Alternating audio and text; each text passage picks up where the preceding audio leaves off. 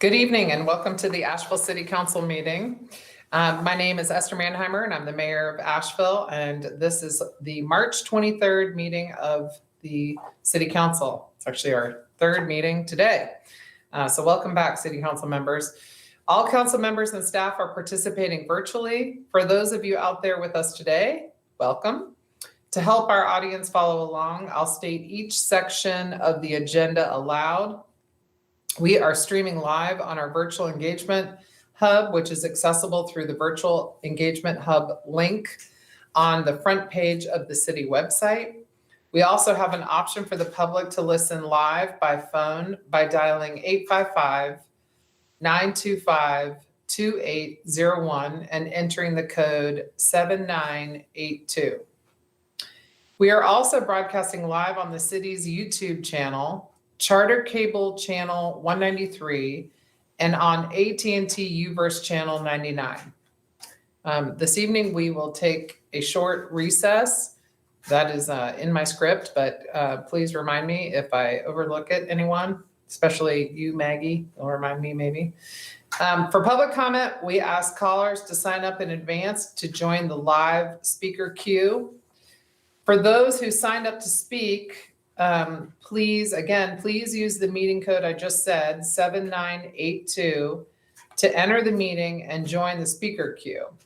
An incorrect meeting code was accidentally sent earlier today with the instructions. So those who have signed up to speak tonight were sent an email with the correct meeting code. That is 7982. Okay, we will only be taking live comments from those who signed up prior to tonight's meeting. Those callers have been provided instructions on how to participate, albeit incorrect ones that have now been corrected. Each caller is allotted 3 minutes to speak for each agenda item. We will hear live comments for up to 1 hour for each agenda item. As a reminder to callers, you will first hear staff inform council that you're next to speak. Then you will hear an automated message letting you know you are unmuted and live in the meeting. You may begin speaking after the automated message. To best ensure staff can support you in the case of technical difficulties, we ask that you join the queue no later than the beginning of the agenda item before the agenda item on which you have signed up to speak. Additionally, if you have joined the speaker queue and need to disconnect before your time to speak, please hit *4 before hanging up. You can then call back in using the same directions I just enter you back into the speaker queue of your agenda item. All right, I would like to ask those participating in tonight's public comment to follow council's rules of decorum. The rules include the following. Speakers are only allowed to speak one time during the public comment period for each agenda item. A person may speak only if they have signed up to speak in accordance with the city's procedures. Speaker substitutions at the meeting are not allowed. Each speaker is allotted 3 minutes to speak on an agenda item. In general, each agenda item will have up to a total of 1 hour for public comment. A speaker may not share or relinquish any remaining time they do not use to another speaker. Speakers should not expect council members or city staff to comment on or respond to the speaker's comments during their 3 minutes. I'll now go through and introduce all council members and staff leadership. Council and staff, as I call your name, please say a quick hello. Vice Mayor Smith. Good evening. Councilwoman Kilgore. Good evening. Councilwoman Mosley. Hello. Councilwoman Roney. Good evening. Councilwoman Turner. Hello. Councilwoman Whistler. Hello. City Manager Deborah Campbell. Hello. And Attorney Brad Branham. Good evening, everyone. I should say City Attorney. City Clerk Maggie Burleson. Hello.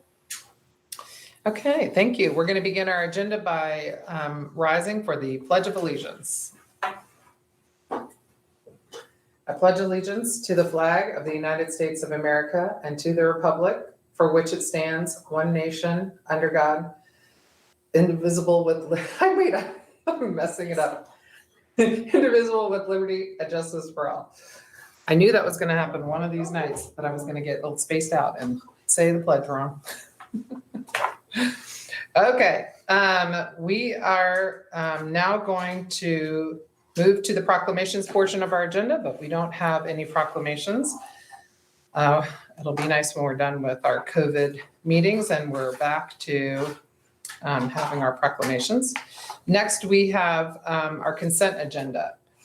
We do need to remove item I from our consent agenda, and but do I have a motion and a second to Councilwoman Romani asked that we consider item I, which is concerning the retreat, separately. So do I have a motion to approve the consent agenda without item I? I'll move. This is Sage. Okay. This is Gwen, I'll second. Okay, I've got a motion and a second.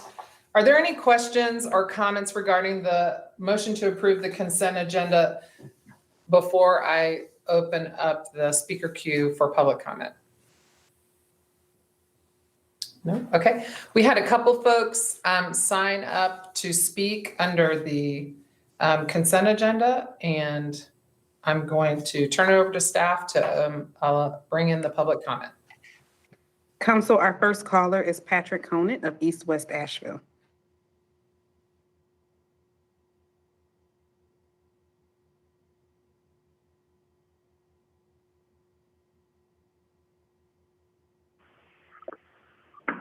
Hi, can you hear me? Yes, we can hear you. Thank you. Hi, City Council. My name is Patrick Conan, and I live in East West Asheville. I'm making a comment on consent agenda item I related to the council retreat. While I know this is pulled from the consent agenda, I'm not sure if we'll be able to comment later. I would encourage City Council to pull this item off the consent agenda and allow for greater discussion of the details of the retreat and to provide greater transparency to the public. City Council has scheduled this retreat 8 days from today, an event that the public will not be permitted to attend, nor will they be able to provide live public comment. The public can technically provide comments in advance, but that will be a difficult task since neither the agenda nor any meeting materials have been shared with the public. The council retreat is a critical meeting for our local government. This is where the strategic priorities of our city are set for the coming year. And it's problematic that you fail to provide the public with the opportunity or information needed to weigh in effectively. Furthermore, I want to express my concern with council's decision to hold a team building exercise prior to the main portion of the retreat. This team building exercise is going to require the time of many members of staff, and it's going to require the use of public facilities. Despite all of these taxpayer funded costs, City Council has arbitrarily decided to exclude the public from the opportunity to view this portion of the retreat. How can our city claim to value transparency when so much effort is being spent towards operating in a completely non-transparent manner? Past councils have conducted these exercises in public. The city's volunteer-led boards and commissions also hold retreats, and many of these include team-building exercises. However, our boards and commissions have no problem holding their entire retreats in public. Why can't our city council hold themselves to the same standard? I encourage city council to vote separately on whether to hold the retreat, whether to hold the non-public team-building exercise beforehand, and whether to allow public comment during the retreat itself via live call-in comments. Thank you.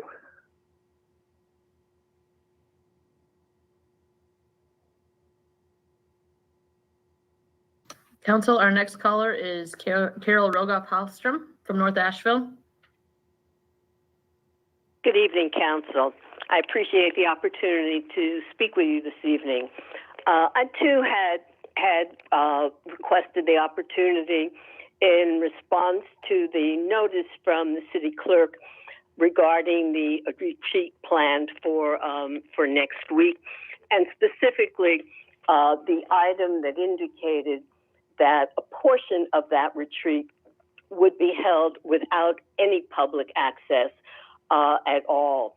And I had requested in writing statutory citations to help me better understand what the basis was to treat a full council gathering as something other than a public meeting, absent a specific statutory exception. And I've not received anything in response to that query. I appreciate that there will be no response to this comment, which makes these efforts to communicate respectfully with council really quite frustrating. I am concerned that even if we haven't identified specific statutory exception, that at a time where I think we're all sharing a real interest in increasing trust between you as a governing body and the communities of Asheville, the governed, that having a portion of a council convening that is not open and available for public viewing is not in the best interest of furthering that trust. I hope that in the discussion that will ensue that you will reconsider this decision. Thank you so much.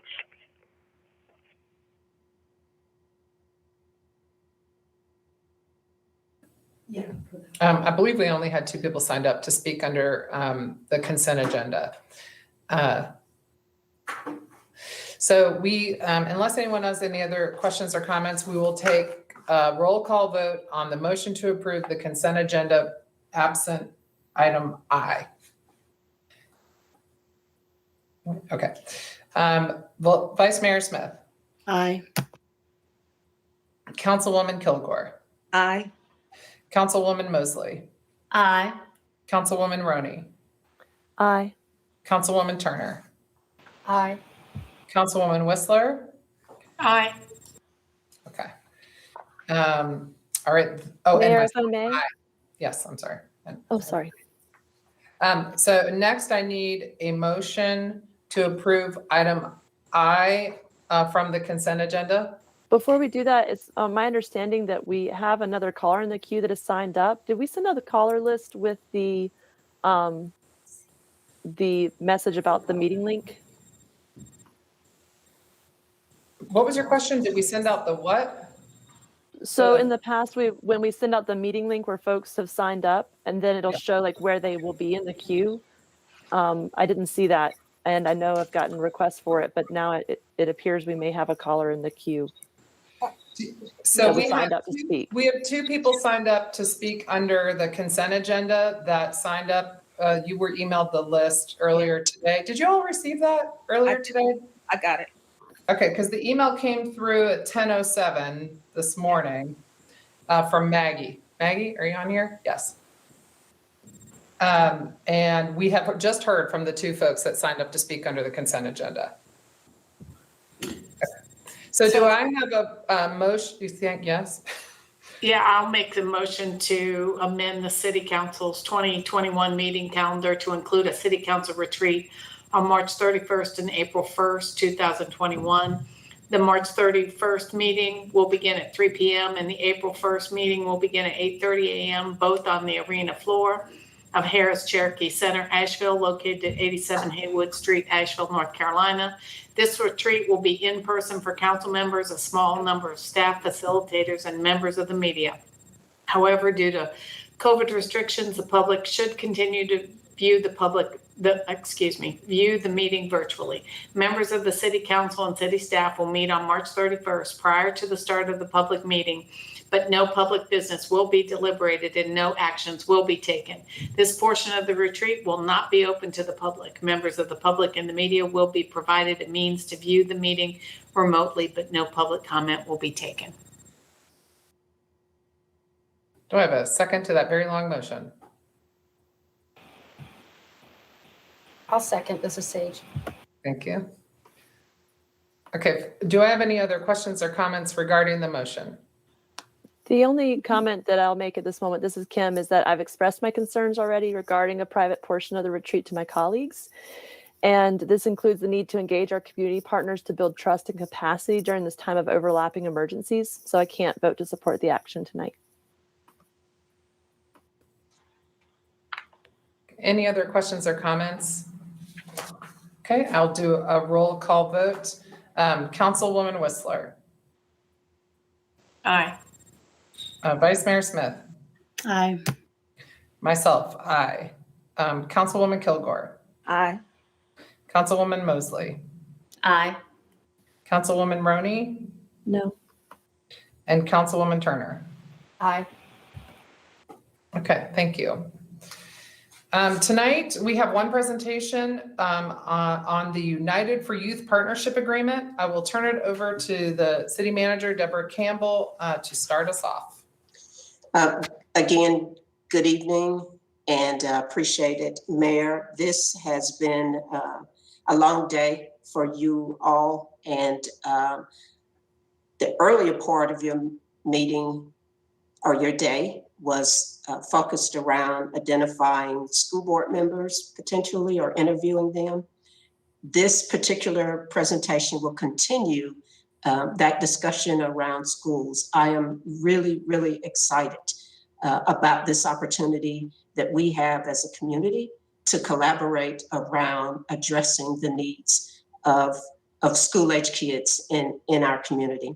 Peggy Rowe is going to provide you with a detailed presentation on, as I said earlier, a collaborative initiative spearheaded by the United Way of Buncombe County, of Asheville and Buncombe County. And I will turn it over to her to present you with the information. But just before I do, we are not asking for any kind of action tonight, just simply to introduce this initiative to you. Peggy? Thank you, Ms. Campbell. Good evening, Mayor, Vice Mayor, Council members. Peggy Rowe, as Ms. Campbell said, Special Assistant to the City Manager.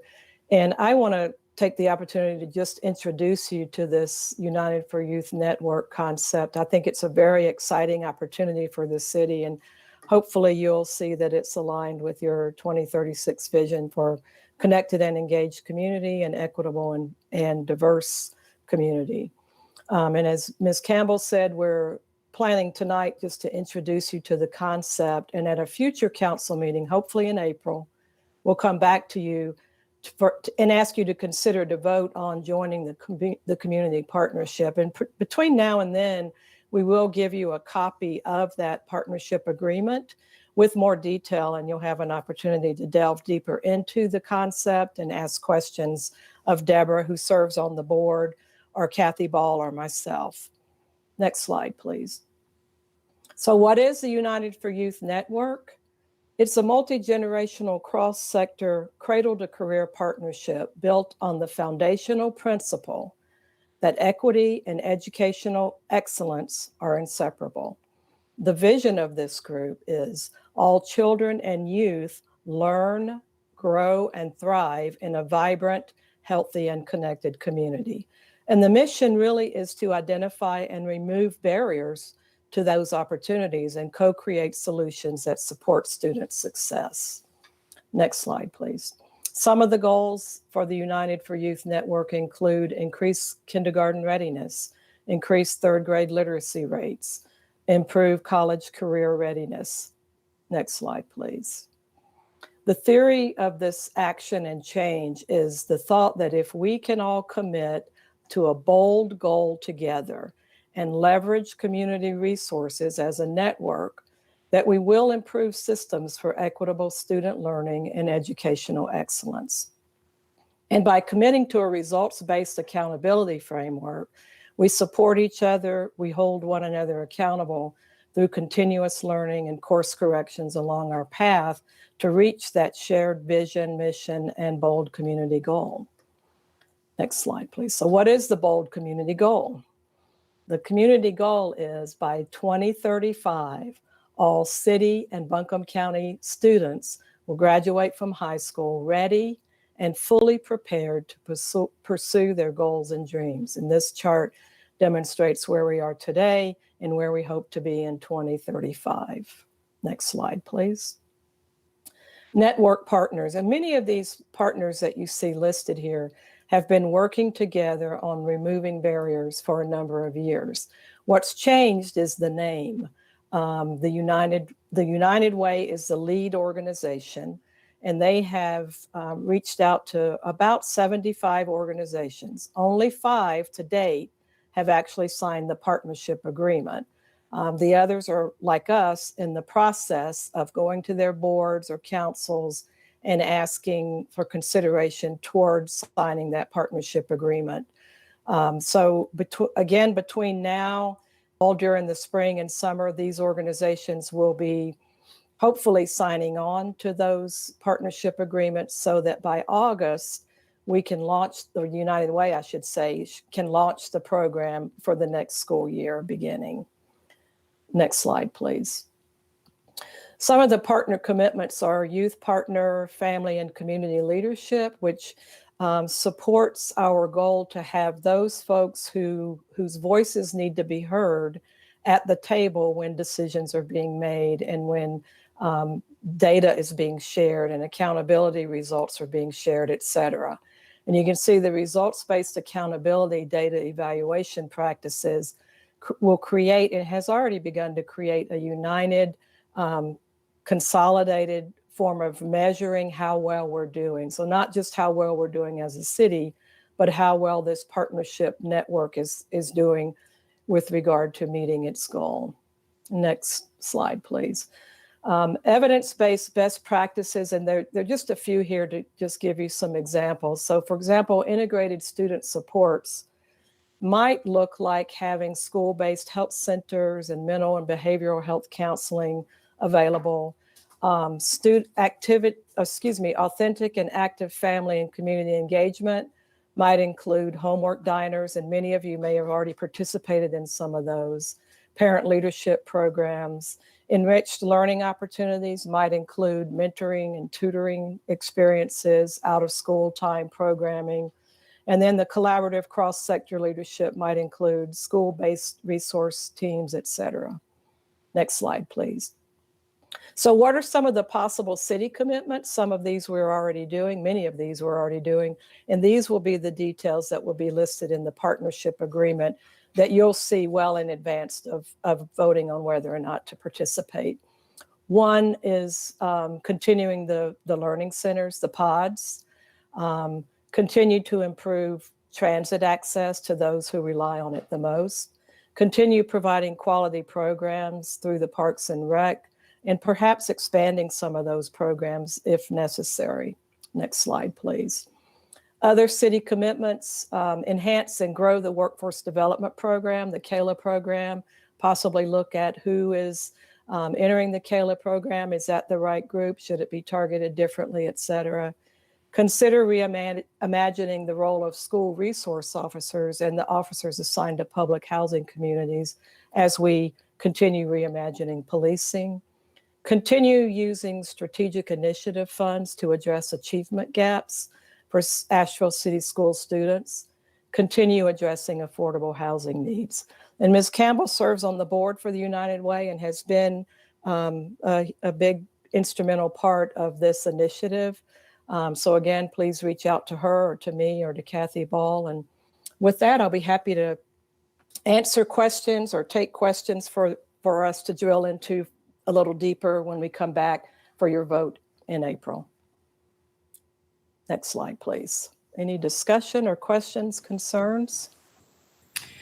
Peggy, Yes, ma'am. this is Gwen. I appreciate that, and it does sound exciting. Will we have access to all the partnership agreements and all the commitments? I've expressed in the past that I'd really like to see the CALA program expanded, and I'd like to see the businesses that use our CALA interns for internships actually help fund that program, which currently the city of Asheville is funding, or city and county is funding 100%, even though interns are provided to businesses and they're not contributing financially to those programs. So although I suspect I'll be very supportive of the city getting involved with this, I really think the value of it is that all the partners jump in and contribute not only but time time and resources, which right now some of the programs seem a little lopsided to me.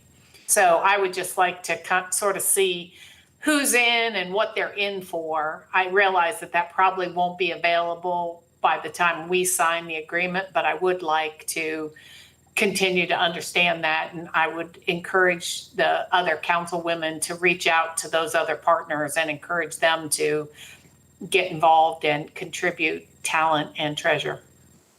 Thank you. I will pass that along, Ms. Whistler, and certainly we can share with you what we have at the time that you vote.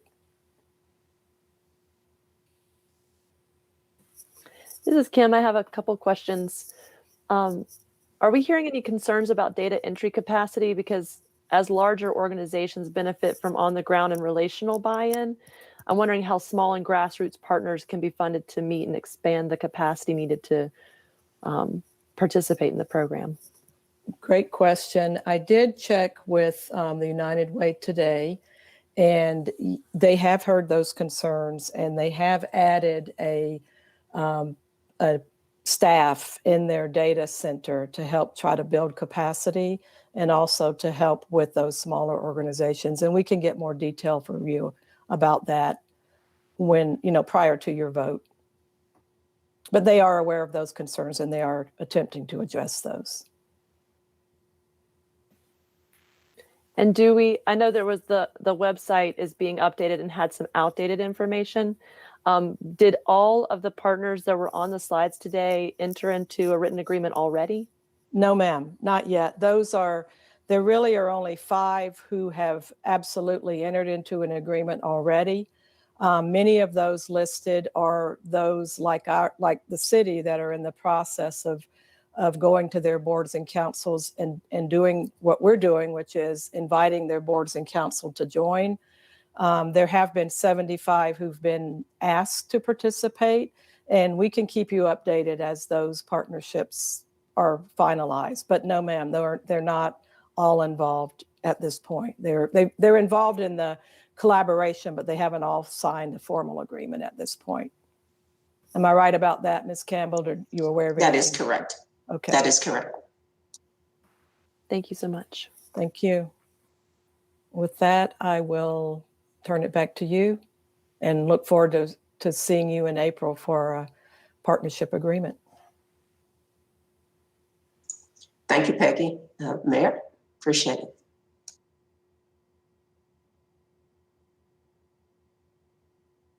Okay.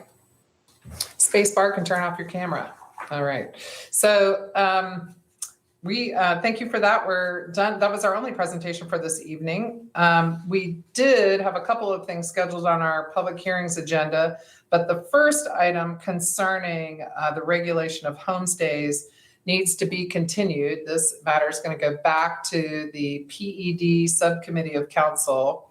And so can I have a motion and a second to continue the public hearing to consider an amendment to Articles 2 and 16 of the Unified Development Ordinance to update definitions and regulations related to homestays until May 11th, 2021. This is Sage. I'll motion. Shaniqua, I'll second. Okay, thank you. Now we'll vote on this item. When I state your name, please vote. Vice Mayor Smith. Aye. Myself, aye. Councilwoman Kilgore. Aye. Councilwoman Mosley. Aye. Councilwoman Roney. Aye. Councilwoman Turner. Aye. And Councilwoman Whistler. Aye. Okay, thank you. Public hearing item B.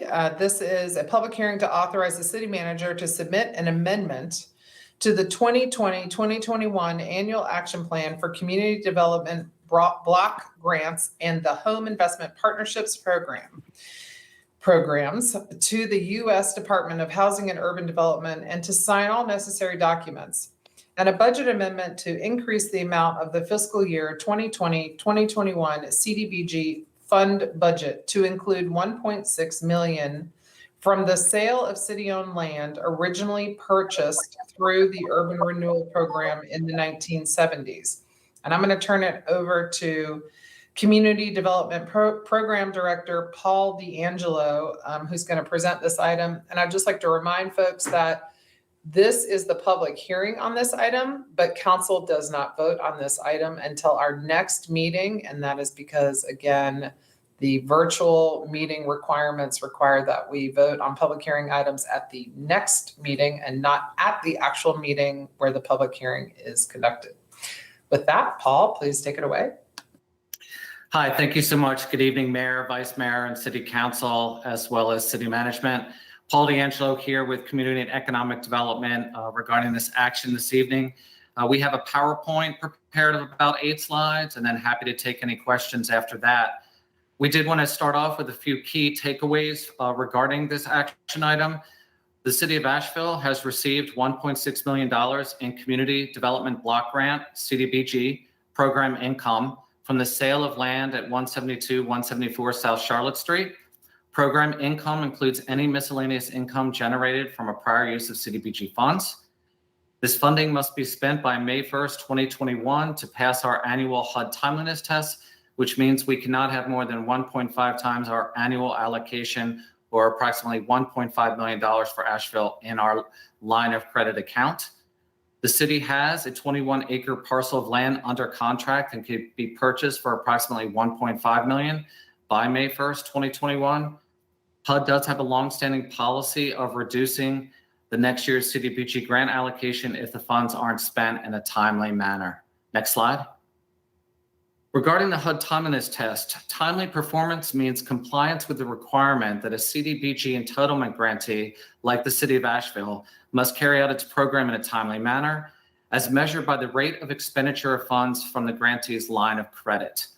A CDBG entitlement grantee, in accordance with these regulations, must have a balance no greater than 1.5 times our 1.5 spend rate, its annual grant remaining in the line of credit 60 days prior to the end of the program year, 60 days prior being May 1st annually. Based on a $1 million annual allocation, the City of Asheville can have no more than $1.5 million in our line of credit on May 1st, or we fail our HUD timeliness test. Next slide. So a little bit of background on the sale of this parcel, or these parcels on South Charlotte Street. The Economic Development Partnership with White Labs began in 2015 with a 5-year plan that included the sale of 172 and 174 South Charlotte Street. A portion of this site includes land purchased by the city through urban renewal in the 1970s. This land was listed as exempt in the city's decision in 2020 to suspend the sale of city-owned land acquired through urban renewal. The company has met their milestones, and the city has sold the land to fulfill the obligation in the contract. Next slide. And a bit more background here. The sale occurred in late 2020, and the city received $3.7 million in revenue, with $1.6 million classified as Community Development Block Grant program income due to the ties to urban renewal. The 1.6 must be spent on CDBG eligible activities to benefit low and moderate income individuals and families, and in accordance with the timeliness test. Next slide. So just regarding a timeline with this funding, staff has been aware for over a year that this property sale would occur and be received as Community Development Block Grant program income. Originally, a closing of May 2020 was suggested and planned, giving community and economic development more flexibility with the spend and the timeliness test nearly 1 year. Staff recognized this $1.6 million transaction in the 2021 action plan that passed in November of 2020 as expected income with a plan to follow. Next slide. With COVID and standard real estate closing delays, the closing date shifted and ultimately did not happen until December of 2020. Staff immediately began to document how this funding could be spent to benefit low and moderate income individuals and families on an eligible activity and with very limited options based on the HUD timeliness test. Additionally, staff contacted HUD to get clarification about any waivers or extensions that could be given to determine if it was possible to expand and extend the timeframe of the city's timeliness test and/or to develop a plan to spend the money. Next slide. Regarding the purchase and the eligible activity to purchase 65 Ford Street, In February of 2020, City Council approved the purchase of 65 Ford Street using affordable housing bond dollars, particularly money from the Land Banking Fund. Staff shared at the January 2021 Affordable Housing Work Session that this land is potentially a part of a larger 60-acre redevelopment opportunity in partnership with the Housing Authority of the City of Asheville, or HACA, and purpose-built communities.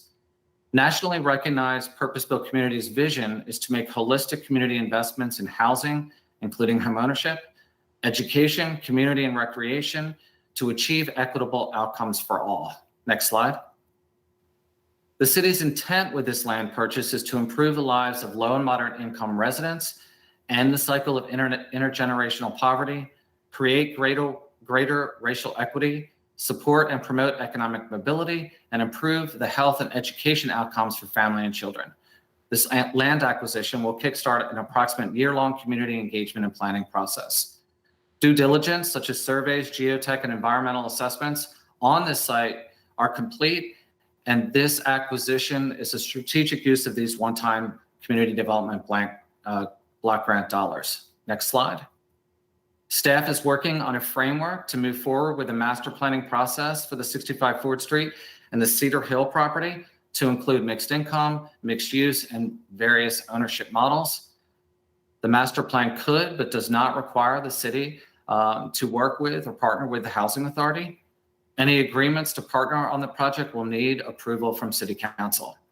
Staff understands that HACA has been working with the residents on a vision for the rebuild of Riverview Apartments, including a strategy to keep the residents from moving twice. Next slide. So staff's recommendation, the HUD timeliness test limits the city's option on this spend. The $1.5 million purchase of 65 Ford Street invests community development block grant program income dollars back into the community with a plan for affordable housing, including homeownership. This land purchase is an eligible use of community development block grant program income dollars, is timely to remain HUD compliant, and frees up bond dollars like land banking dollars for other housing initiatives. Staff has been working closely with HUD for guidance on this program income and this large amount for Asheville to receive, and have been reminded that if a grantee's timely performance deficiency remains unaddressed, HUD will take corrective action that could result in sanctions. Next slide. And with that, I'm happy to answer any questions regarding the presentation or the staff report. Thank you. I have a couple of questions to start. When was the last time the city was granted an extension from HUDs for money such as these? And secondly, what efforts have we taken specifically to see if an extension is permissible in this instance?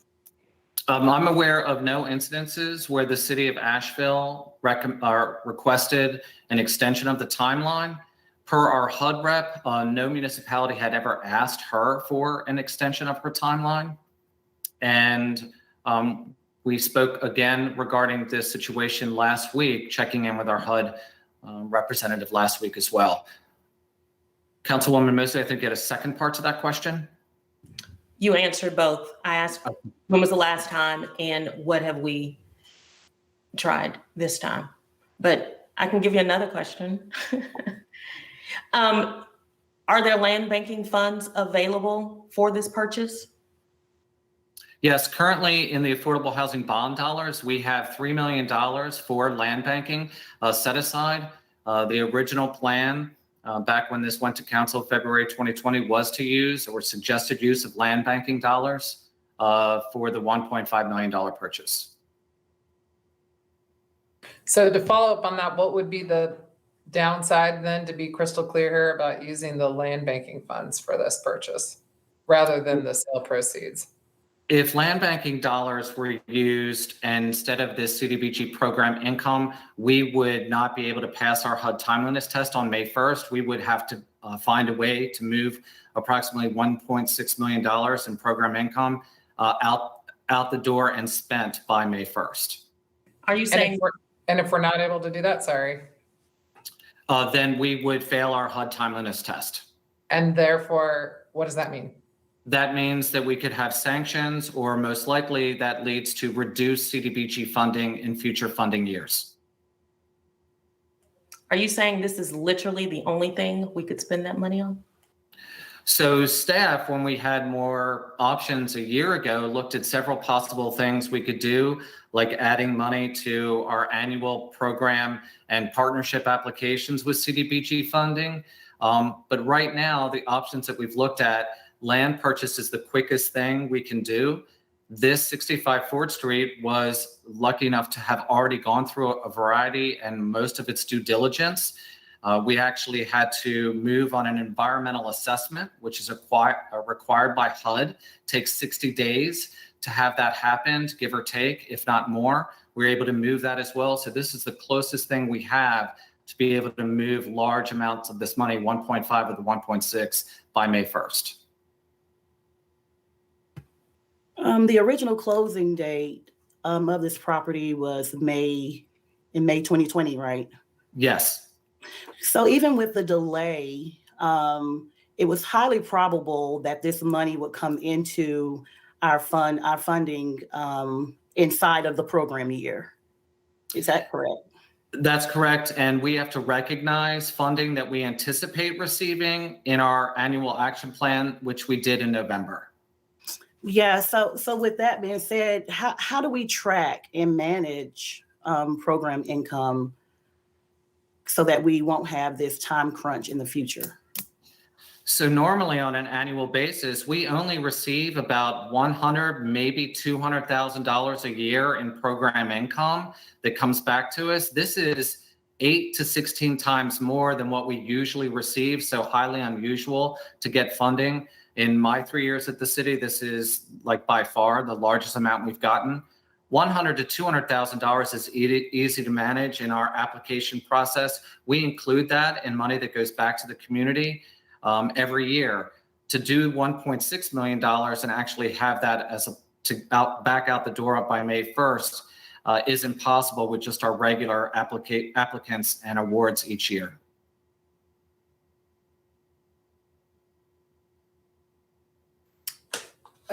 Folks, I'm sorry. And just to be clear, Paul, I mean, we made a specific request to HUD and said, would you delay this so that we can get more, that we can think about it more and look at other options? And they said, no.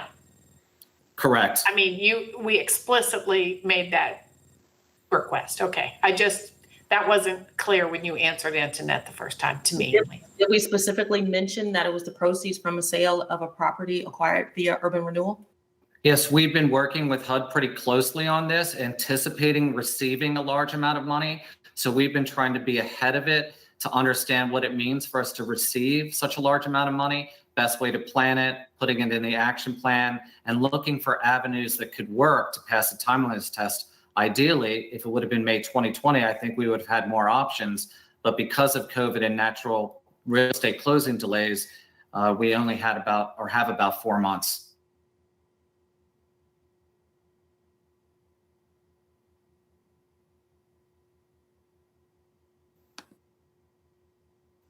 We do have a few people signed up to speak on this one. And again, we're not voting on this item until our next meeting.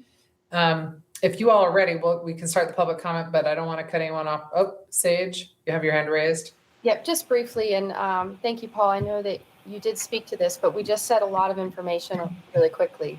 And I received a lot of emails concerned that this money was going to be used to redevelop Deaverview. And I wanted to just be clear, and maybe if you could step back and again tell us about the assemblage of land out here in the Cedar Cliff and the adjacency, and perhaps the confusion lies in that these are adjacent to each other, but these funds were to purchase land for a purpose built, not to go to the redevelopment of Deaverview, correct? That's correct. Right now, specifically, we're asking council for the purchase of just this parcel, this 21 acres, which is contiguous to the other about 16 to 18 acres we own next door at Cedar Hill. And then next to that on the other side is the Deaverview public housing site. But for right now, this is just simply a land purchase that provides a CDBG eligible activity for program income and in a timely manner, and that also follows our consolidated plan. Thank you. And if folks are listening at home or watching at home, we're able to see the agenda and click through there. You can actually Google purpose-built communities. It is an entity. It is an organization. It's a nonprofit. And there's a lot more information on their website in case that wasn't clear. Thank you.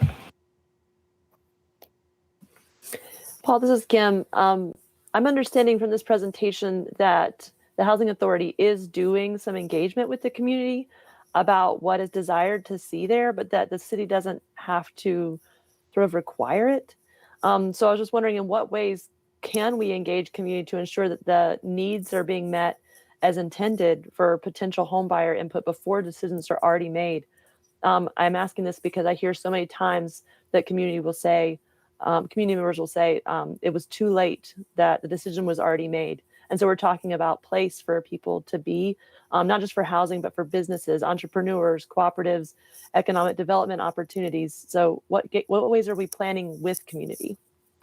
So hopefully we were able to notate in the presentation that this purchase of this land at 65 Ford Street will be kicking off shortly, very soon, up to a year community engagement process about some of the things that you're talking about that also follow the purpose-built model. So that's the intent there is to, within the next few months, reach out and have those community meetings for up to a year process of community engagement.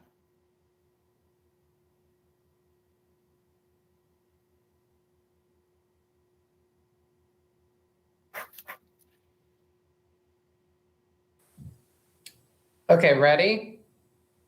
Okay, we're going to open the public hearing at this time. I've got 6 people that are signed up to speak under this item. Staff, if you would begin bringing in public comment. Council, our first caller is David Greenson from Montford.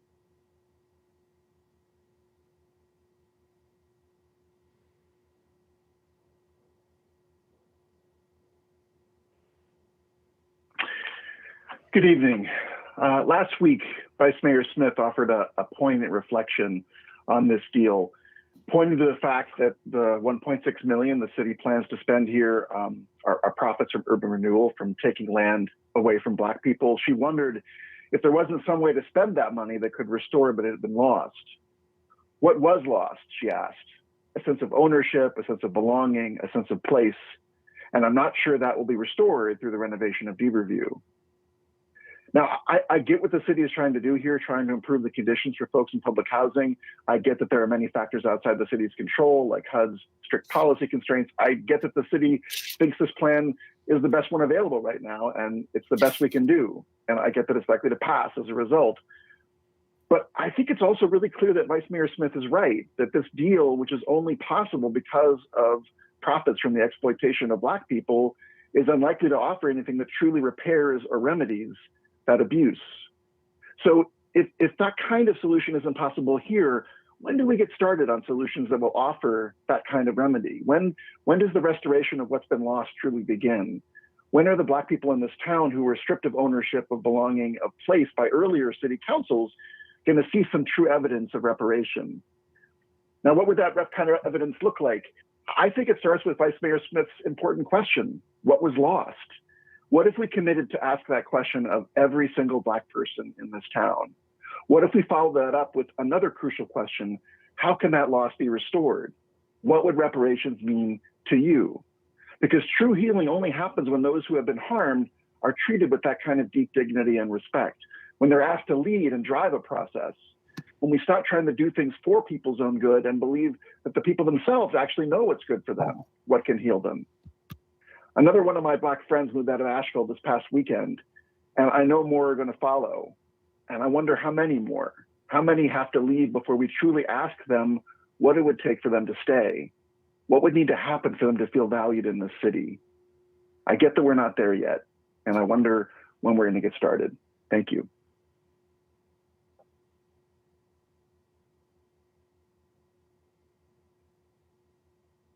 Council, our next caller is Francina Hallrose from College Street. Good afternoon, everyone. Can you hear me? Yes, ma'am, we can. Oh, Excellent. I'm still getting used to all this Zoom fiber. But good afternoon, everyone. We first want to thank God for this opportunity to be here as we've all come through, or still coming through, one of the worst pandemics ever in our nation. And my name is Francina Tate Hallrest. I'm the founder and chair of the board for the Coach Tate National Educational Athletic Association Corporation, which is also known as the Coach Tate Foundation. We were established in North Carolina in May of 2010 as a federal registered 501c3 nonprofit organization with a focus on our children and their families within our local communities. Fast forward today, we have 3 minutes. We fast forward today in 2021. We look forward to building what we have named the CSAM campus, which is a Communities in Education through Sports, Arts, and Music, a live, learn, and earn multicultural community theme park campus, brick and mortar right here in Asheville, North Carolina. And that includes our real estate division for building new eco-friendly, safe houses and trade places in our indigenous communities for our children and their families. One of our newest board members, Mr. Jason Riker Bowers, he's a Colwell Bank Realty. He's born and raised in Buncombe County, and he's identified, and we've made site visits to different properties over the last couple of weeks in Asheville that we believe would give us a meaningful impact start in the community development that we all long to see and have a part of. And the first part is the opportunity zones. He's identified at least 5 lots. I don't have them right before me right now, but at least 5 lots that appear to work for some of the community redevelopment and restoration that we have planned. And number 2 is there's an opportunity for us to acquire solid income producing property over there in historic Montfort. And we were able to meet the owners there and take a tour of the property and verify the income. And then number 3 is a church property for sale. There's, I think, several there off of Haywood Road and to acquire. We're looking at as an organization there for our ministry. And number 4, we took a look at properties down there at the River Arts Market. There's several lots down there that's setting up our manufacturing, woodworking, and design facility where we produce products for the market and, of course, creating jobs. And number 5, the larger acreage is we're looking at property over there off Highway 26. That's while we build the larger campus, which will include affordable housing, some of those eco-friendly things that we talked about. We, the people in this community, would be most appreciative to be a beneficiary of the city's resources to help facilitate this immediate, short, and long-term sustainable economic development, security, and growth plan for the multicultural communities amongst us, particularly our Black and Indian indigenous communities. The most exciting part of our business and community development growth plan is the creation of at least 100 to 300 good-paying jobs with benefits for the short term, and a long term over 2,500 positions. Staff, are you guys watching the time on the callers? I'm sorry, we're over the 3 minutes. I'm very sorry. Council, our next caller is Linda Wolf.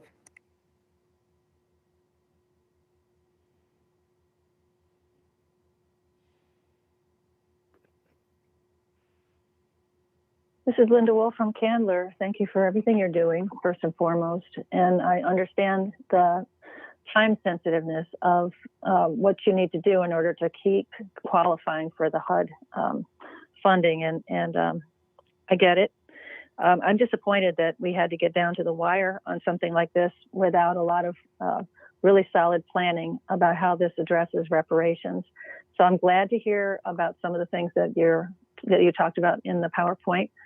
And I just wonder if, according to HUD rules, my question is, how are you going to, do you have to present a plan along with the purchase of that land? Does there have to be a formal plan presented to HUD in order to keep qualifying for the timeliness, the measure that you have to stand up to? I can't talk.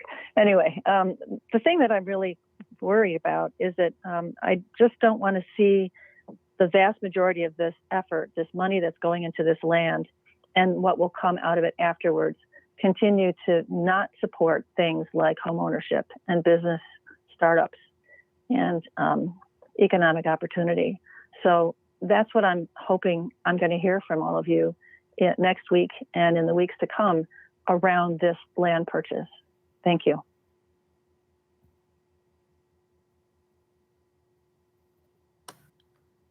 Council, our next caller is Kathy Scott from East Asheville. Hi, thanks very much for taking my call. My comment is actually some questions. And the first one is, where do we stand in discussions and decisions around reparation for the land that was taken from African Americans in Asheville during the years of urban renewal? The resolution around reparations was passed in July of last year, and City Council directed City Manager Deborah Campbell to come back in a year with short and medium and long-term recommendations to address the creation of generational wealth and opportunity for the Black community. I'm wondering, have Ms. Campbell's recommendations been generated, and where can I read them? Who else from the community has weighed in, and where can I read the stories that they told? What committees of City Council have been discussing reparations, and where can I read the notes of these meetings? I read the memorandum before Mr. D'Angelo went over it today, and I saw that the city's dollars that they have from selling land taken during urban renewal are restricted. And urban renewal was a federal program, and the federal government can still dictate how the money can and can't be spent. That's a bummer, but it's really important to understand that. So if we are looking to connect what was lost through urban renewal with ways to reverse those losses, how can we do it? What money is available for reparations? And if it's not a one-to-one relationship, in other words, that money gotten from the African American community's loss of ownership of land and businesses and homes cannot go directly into reparation funds, then how can we fund reparations? The African American community voice has to be included in city budgeting decisions. Otherwise, it seems likely that the money that many people hope to see go into reparation work will trickle away into other projects. I don't know if the Deed Review project is a satisfactory project in the eyes of the African American community here. I would like to know the answer to that. Is there some place I can read that? Thanks very much. Council, our next caller is Ashley Cooper from Asheville.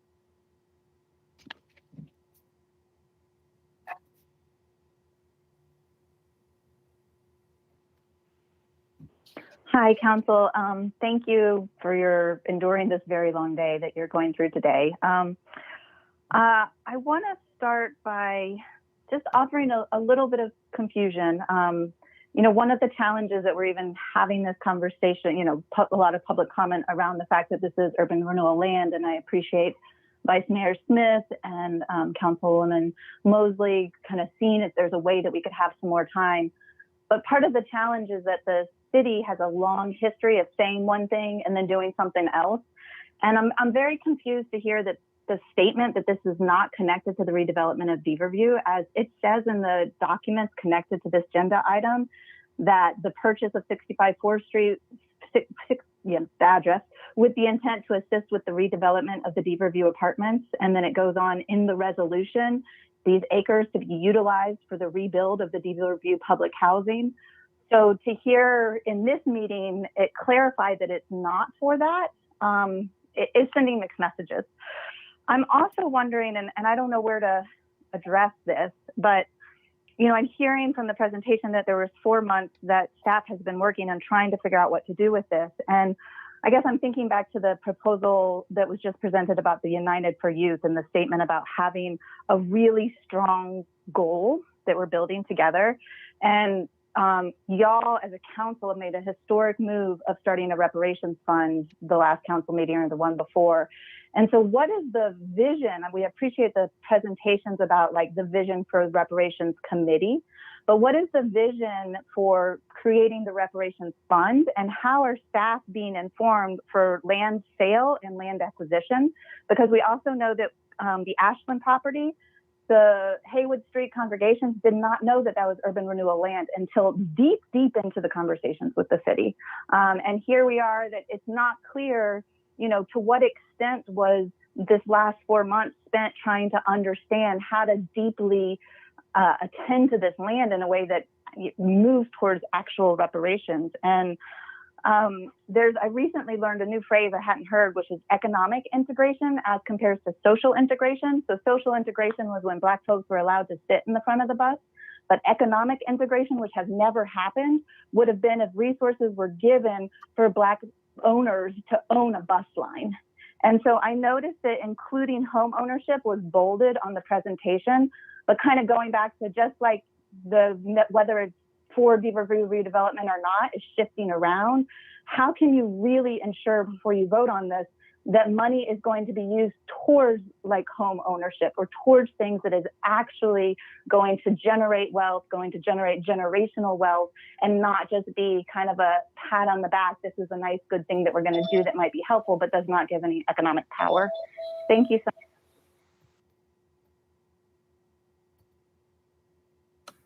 Council, our next caller is Bobby Smith from Asheville. Yes, can you hear me? Yes, we can. Okay, I don't know much about the Beaver View situation, but I would have to imagine it's kind of hard for city council to make a decision on this when you haven't even resorted to listening to Racial Justice Coalition. You haven't turned to equity and inclusion to get what the people that live there are saying about this. And if you're going to do it, are you going to build somewhere else for them to live temporarily? Then they move back to their homes. Well, the place that you build, who's going to move into those? The neighborhood around those areas are $300,000 and $400,000 houses, and you're talking about their next door neighbors that live off public assistance. So I'm thinking this idea that y'all are trying to come up with is going to result in the same situation as Mountainside Apartments, which now I don't think nobody that receives public assistance lives over there, and like Lee Walker Heights, which should have actually been claimed as a historical site, kind of like the YMI Center should be claimed as a historical site. So I think really the decisions on Beaver View should be held back until you finalize reparations. And when you finalize reparations, then you can figure out if you want to add a hotel, which is going to be no. So if you can finalize reparations, then we can move on with how we're going to treat Black Asheville. That's actually kind of not left here. We don't really have a Black Asheville left. But thank you very much for your time.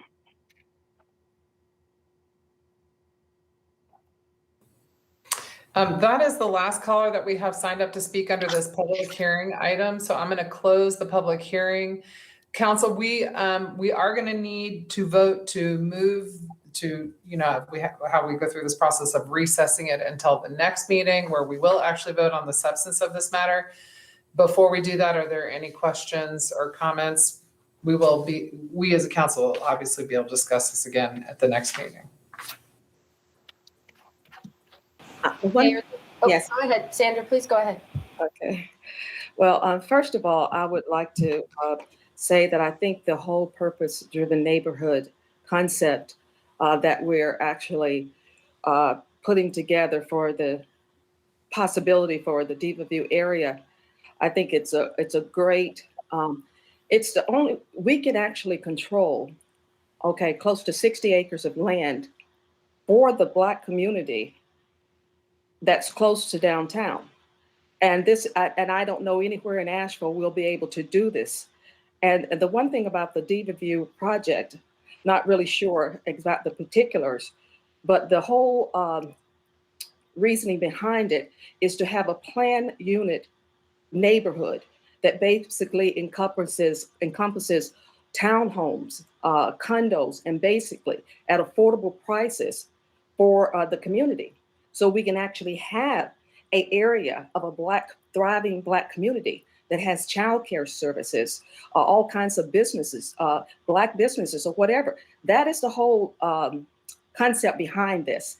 So, and as far as Diva View, I think the purpose in Diva View was we'd be able to actually not have to relocate those people, just send them anywhere. We'd actually be able to start building and relocate those people into the newer buildings, and then maybe going back. And I hear that Diva View itself needs to be torn down and rebuilt.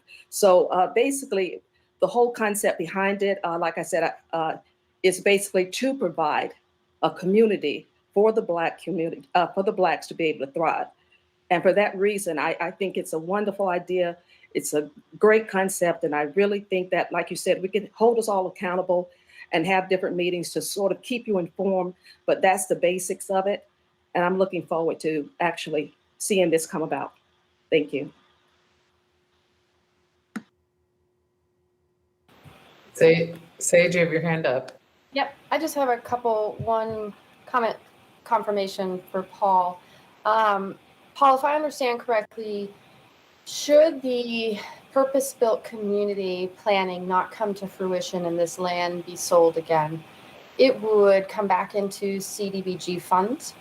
Is that correct? Yes, that would come back to us as CDBG program income. Okay. And then we said earlier, I believe you said that originally we expected to use $1.5 million of the $3 million reserved for land banking to purchase this land. And this is a timeliness issue. But this council could at a later date come back and say, okay, well, what if we pull $1.5 million from the original land banking plan and put it back into community programming, right? We could do that if we wanted. I'm just trying to address some of the concerns and get us thinking about that as we deliberate over the next couple of weeks or ponder. Thank you, that was all.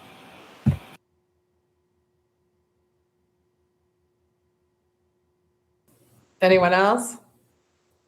Okay, so then I need a motion and a second to recess the voting on public hearing item B until April 13th, 2021. Do I have a motion? So moved. Okay, do I have a second? Second, Antoinette. Thank you. Okay, we are going to now do a roll call vote. I'm first. Aye. Councilwoman Kilgore? Aye. Councilwoman Mosley? Aye. Councilwoman Roney? Aye. Councilwoman Turner? Aye. Councilwoman Whistler? Aye. And Vice Mayor Smith? Aye. Okay, thank you. All right. Again, we will be actually voting on that item at the next meeting. All right, now to our unfinished business portion of our agenda. We have 4 items of unfinished business tonight. And again, these are the items that we had a public hearing on at our last meeting, and now we're going to vote on them, but we don't take any further public comment on them, except we will on item D2. All right, so the first item is unfinished business, item A.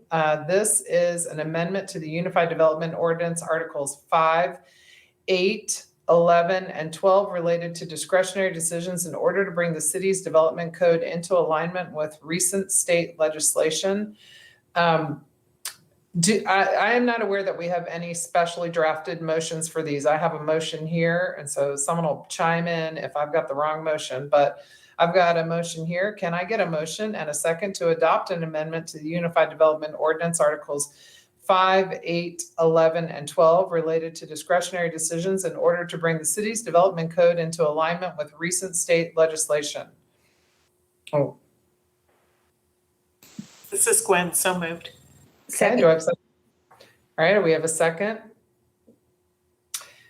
Any other questions or comments? I'm sorry, Mayor, I didn't get who seconded I believe that was Sage. Was that you, Sage? No? It was Sandra. Thank you. All right, do I have any other questions or comments before we vote? Okay. Councilwoman Kilgore. Aye. Councilwoman Mosley. Aye. Councilwoman Roney. Aye. Councilwoman Turner. Aye. Councilwoman Whistler. Aye. Vice Mayor Smith. Aye. And myself, aye. Okay, unfinished business item B. This is a vote to permanently close an unopened right-of-way known as Trade Street. Can I get a motion and a second to permanently close an unopened right-of-way known as Trade Street? This is Sage. I'll motion. Second. Okay, Sandra with the second. All right, I'm going to do a roll call vote. Councilwoman Mosley. Aye. Councilwoman Roney. Aye. Councilwoman Turner. Aye. Councilwoman Whistler. Aye. Vice Mayor Smith. Aye. Myself, aye. And Councilwoman Kilgore. Aye. All right, thank you. Next is unfinished business, item C. We got to do 3 of these. Okay, everybody, buckle up here. 3 votes regarding the 2021 refunding bonds. Can I get a motion and a second to approve the approving resolution for the 2021 limited obligation refunding bonds? This is Gwen, so moved. Shanika, second. Okay, we have a motion and a second. Councilwoman Roney. Aye. Councilwoman Turner. Aye. Councilwoman Whistler. Aye. Vice Mayor Smith. Aye. Myself, aye. Councilwoman Kilgore. Aye. Councilwoman Mosley. Aye. Thank you. Okay, can I get a motion and a second to approve the approving resolution for the 2021 special obligation refunding bonds? Boy, that sounds a lot like the last motion I just said, but somehow it must be subtly different. Yes, it's limited versus special obligation. I'd make that motion. This is Sage. I'll second. Oh, I'm sorry. I did say limited the first time. Thank you. All right, we have a motion and a second. All right, roll call votes. Councilwoman Turner. Aye. Councilwoman Whistler. Aye. Vice Mayor Smith. Aye. Myself, aye. Councilwoman Kilgore. Aye. Councilwoman Mosley. Aye. Councilwoman Roney. Aye. Okay, thank you. And finally, can I get a motion and a second to approve the bond order for the 2021 special obligation refunding bonds? This is Gwen, so moved. Ken, second. Okay, we have a motion and a second. I'll do a roll call vote. Councilwoman Whistler. Aye. Vice Mayor Smith. Aye. Myself, aye. Councilwoman Kilgore. Aye. Councilwoman Mosley. Aye. Councilwoman Roney. Aye. And Councilwoman Turner. Aye. Okay. Okay, our last item of unfinished business, item D, is regarding the Vance Monument. First, we will have a presentation of information on the Vance Monument in response to the council request and general discussion of the same. Because this item is only information presented at council's request, there's no public comment, there's no vote associated with this. And we're gonna hear, I just saw Richard, but I think we're gonna hear from Jade Dundas regarding this item. Mayor, if we Good evening, could, Mayor and Council. I'm sorry, Richard, go ahead. I'm sorry. Good evening, Mayor and Council. This is Richard White, Assistant City Manager. I have a few comments to make as background, and I'll turn it over to Jade Dundas. On November 19, 2020, the Vance Monument Task Force voted to recommend removal of the monument. At a later time, the City Council requested that staff provide information regarding the cost of potential removal of the monument and the revisioning of the site. The Vance Monument has become a public safety threat in our community. On numerous occasions, the monument has been vandalized and the city has received significant threats that members of the public will attempt to topple the structure. The city attorney has confirmed that the city has the legal authority to remove the monument as its existence has been deemed a public safety hazard due to the dangerous and unsafe condition it presents. I'll now turn it over to Jay Dundas, our Capital Projects Director, who will present the plan for you this evening. Thank you, Mr. White, and thank you, members of council. Jay Dundas, Capital Projects Director. So this slide here, Richard has already gone through, and at the bottom it kind of lists the information about what we are planning. We went and sought information related to demolition, site restoration as an interim option, and then the visioning work for the future of this site. We'll go through those and present the information that has been collected on that. But next slide, please. I just wanted to start out with the idea that basically what we see on Biltmore Avenue every day is the current conditions of the monument. And then next slide, please. And then what we have scoped in order to collect information. So we had to go through a information collection process, which was essentially a bid. It required us to put together a scope in order to know what the cost of the removal of the monument would be. And we also, at that, in the development of that scope, we made a conscious decision to pull the landscape restoration out in order to provide us with the best opportunity for inclusive business outreach. On the left side of the slide here, you see the highlighted sections of the monument. All of those that are highlighted from the green, the yellow, and the red are being scoped to be removed. And that's the information was collected on that scope of removal. Now on the right, you'll see the disturbed area. If this were to be authorized, we would have this whole area security fence around the area, where the green would represent an area of work, and then the yellow would be a staging and lay down yard for the removal of the monument. Next slide, please. As I said, we separated the Railingscape Restoration, knowing that was again an opportunity to really do some specific inclusive outreach. On the left side, you see the actual design that was used to bid the project, an indication of what the materials would be up on the very top left. It's very small, but on the right, you see that it's not actually what's designed here. This rendering was put together, but it just is included to kind of give an indication of what would be anticipated that would go in place where the monument stands right now. As this interim step, we would only requested pricing for the landscape restoration in, again, that area where the monument is existing. Next slide, please. So with the collection of this information, we received 5 bids in an open bidding process for the demolition of the monument. The price ranges were this variable. There were anywhere from $495,000 down to the lowest responsible bidder at Chauncey Inc. of Asheville, North Carolina, a local company, at $114,150. The site restoration, the previous slide where the plantings and that was again bid separately. We got a low responsible bid from MS Lean Landscaping, a local owned African-American landscaping business, for $25,535.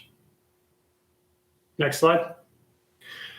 So the visioning aspect of this would be, those two projects would happen one after the other. And the visioning aspect of this would then take place from spring to the fall of of 2021. And essentially what that is proposed to do is we would issue an RFP, be very diligent about the inclusive outreach and selection associated with that effort. But essentially what that portion of the project would do would be designed to engage the community, get a better understanding of the expectations and what is envisioned for the future, define the area of work here, then also build plans around what that future work would include.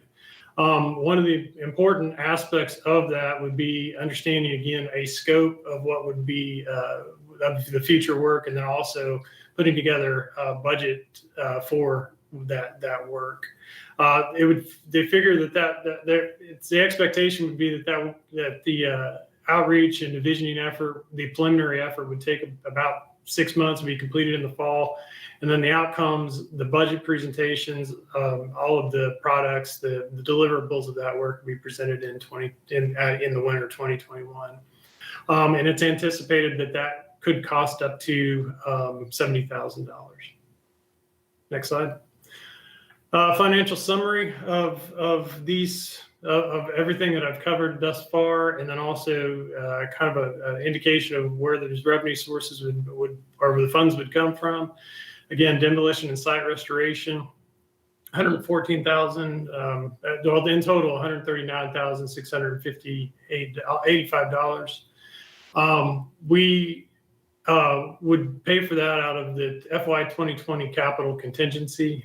We set aside money for this purpose, and anticipating that would fully be capable of funding of this project. Visioning would come out of operating. It's up to $70,000, and it would come out of operating, and the potentially outside contributions to the effort.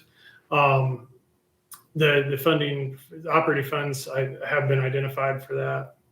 And then just to touch a little bit on how the minority business participation has been undertaken up to this point in time and envisioned in the future.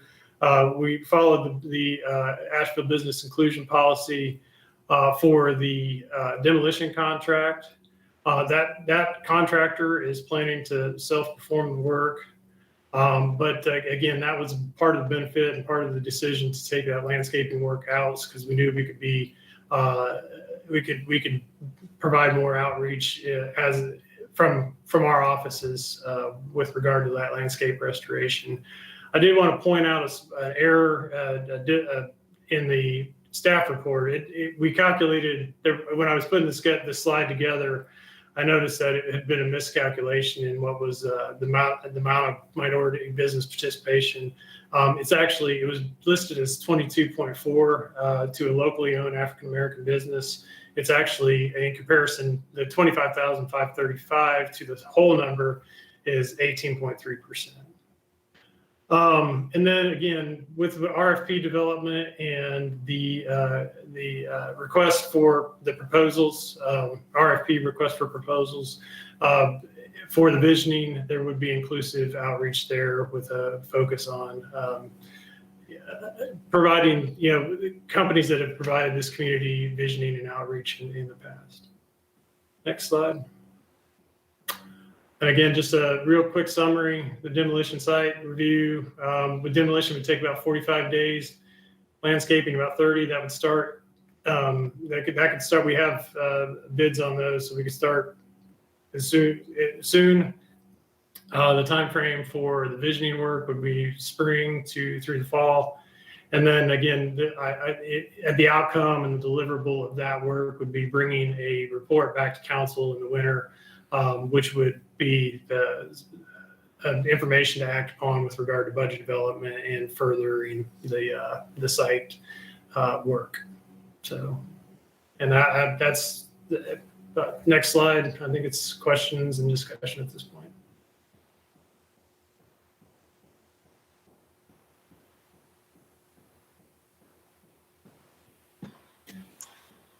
Hello, hi. Is your name Jade? Yes, ma'am. Jade. Hello? Yes, Jade. Tate, okay, Jade. How are you, Jade? Good. Okay, thank you very much for that report. Question. I was reading it says the Vance Monument has become a public safety threat in our community. That's the first statement. And then the second one is on numerous occasions, the monument has been vandalized, and the city has received significant threats that members of the public will attempt to topple the structure. The monument of that size, 65 feet, it would have to weigh something like over 100 tons. And I don't think if you had 10 Hercules pushing on that, but it is not gonna fall, okay? So that to me, first of all, just doesn't make sense. And it sort of insults my intelligence, you know what I mean? And and the public safety that I see with this issue is that the thing is, you know what's going on in this whole country, in this nation, all the unrest, all the civil unrest, the racist issues. We're looking at every week, every day, people are being killed because of all this racist, hate crimes that's going on. And then you've also had the Proud Boys and white supremacists and nationalists have threatened actions if we do remove that monument. So the public safety I see is to my community, to people that look like me, indirectly, directly, and I truly believe that is the public safety, because you've got the silent majority or the silent resistant movements that actually don't say a lot, but it will impact how the Black community is treated and the results of our equity inclusion programs that we are sorely working hard to implement in this city and all over the country. So we can do, it's detrimental damage to the whole movement. So it's hard for me to sort of, understand this. And people don't really believe about the pushback. And if you look at, say, for instance, during Reconstruction, Black people were able to get moving again, okay? Over 2,000 Black were actually elected to office. But see, what happens is once you take so many steps forward, then there is a resistance that always will come. And then if you look at civil rights, 1968, the same thing. You'll get ahead of the game, and then there is a resistance that will always bring you back to reality. And the reason I say that, to give you an example, in early 1970s, I went to work at Sears Roebuck, and Sears right out there on Tunnel Road. And what happened at that time, Blacks were not allowed to work in cosmetics or jewelry. We were only put in places like hardware, automotives, and I was a rover. So I went into work one day and they couldn't find anywhere to put me but the jewelry department. Not the jewelry department, I'm sorry, the cosmetic department. They didn't want to put me there. I sat there and waited. Finally, the lady came and said, I need somebody, and they finally put me there. When they put me there, then all of a sudden, then a lady in the store started telling people that I steal and all kinds of stuff, not knowing anything about me. Well, anyway, make a long story short, I was able to bring the EEOC into Sears. They came in, they investigated, and because the program was active at that time, then what did they do? They ended up more or less giving me the opportunity to fire the lady. I said, no, don't fire her, but I wanted more Blacks put in different departments. After that movement, then Blacks were put in different departments all over Sears Roebuck. Okay, so and I'm saying, and then the same thing happened to me in the 70s when I got with the airline. But when I went to the EEOC, they said, I'm sorry, Ms. Kilgore, we don't have the funds to fight your case, but you have a case. What I'm trying to tell you is this: unless we start working on healing, working together, uniting the community, all the programs that we're doing are just going to be futile. And that's what I am concerned about, because we now have an opportunity. The people, if we have opportunity with everybody engaging in equity and inclusion, working together and doing all this, everybody's coming to the table. And it's going to take a lot of people coming to the table. So why would we take a chance and alienate a large population out there who have already expressed all kinds of resentment about a stone obelisk, which basically does not even represent what people are saying? And you know, what really gets me is some of these comments that come from people that show that they do not understand the Black plight or the Black people. Because when these people write, I am so upset, you know, Black people are hurting, they're in pain. And it hurts me every time I hear that because I'm not in pain. The people I know are not in pain. What pains me is when I see Black males out here that can't get a job and can't take care of their families. What ails me when I see the Black males having to go in the street and fight and kill each other on drugs and things like that just to make a living, to eke out a living to take care of their families. What hurts me is the healthcare system that does not give the kind of healthcare that we need. What hurts me is to see the homeless and see people living in the streets, Blacks, because they cannot afford to get decent jobs or given a chance. That's what hurts me. So I truly believe that what we're looking at here is something that will hurt Black people, but people that want to help do not understand our condition and what's really going on. So this is the way I look at it. And guess what? As far as I'm concerned, there, you know, basically with these monuments or whatever, this is an obelisk. Obelisk is basically over 13,000 years old. This obelisk was named after Confederate, but it does not represent a Confederate all over the world. Are we going to teach our kids that once they go around the world and they travel and they see these statues, these obelisks, simple, not plain, and the obelisks, and then they're going to say, oh, that's a racist Confederate monument. Go in some other country and tell them that. You know, we cannot sort of we got to teach our kids the truth, tell them the truth. I don't want my kids thinking that they're weak, that they're so weak that they can't stand to see a statue that just destroys them. That's not true. Black people are not weak. Our children are not weak. And we cannot continue to perpetuate these narratives for our children.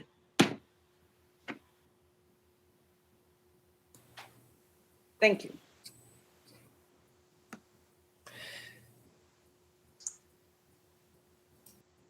I'm looking to Brad, if there are any, if there's anything in there, concerning any legal matter, and I'm not, Sandra, I appreciate you making those comments, and I'm just, and Jade, your title now with the city, I believe is, remind me.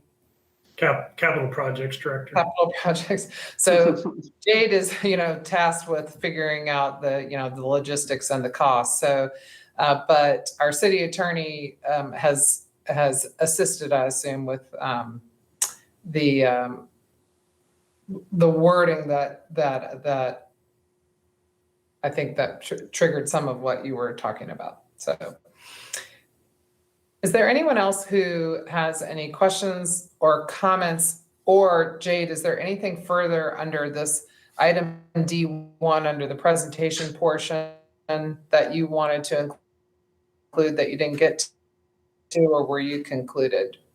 I thought you were concluded. Yeah, so just checking. That concludes the presentation of the information. Okay, thank you.